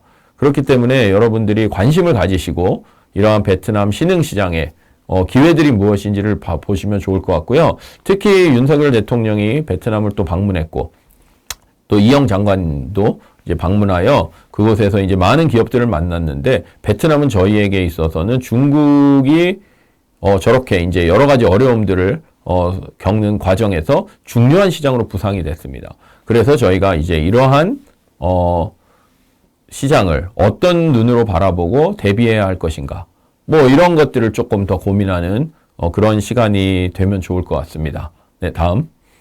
그래서 2시간 동안 사실은 굉장히 깊이 있는 강의는 아니고, 그냥 오버럴하게, 저희의 아주 경험을 넓고 좀 다양한 사례로 좀 설명을 드렸는데 혹시라도 베트남에 투자에 관심이 있고 여러분들이 계신 회사나 또는 벤처캐피탈에서 베트남 진출에 대해서 구체적으로 생각하시는 영역이 있다면 저에게 연락을 주시고 저희가 언제든지 여러분들과 같이 상담을 하면서 베트남 시장을 개척하는데 동반자가 됐으면 좋겠습니다. 네, 아무튼 뭐 이렇게 긴 시간 동안 얘기를 들어주셔서 감사합니다. 네, 감사합니다.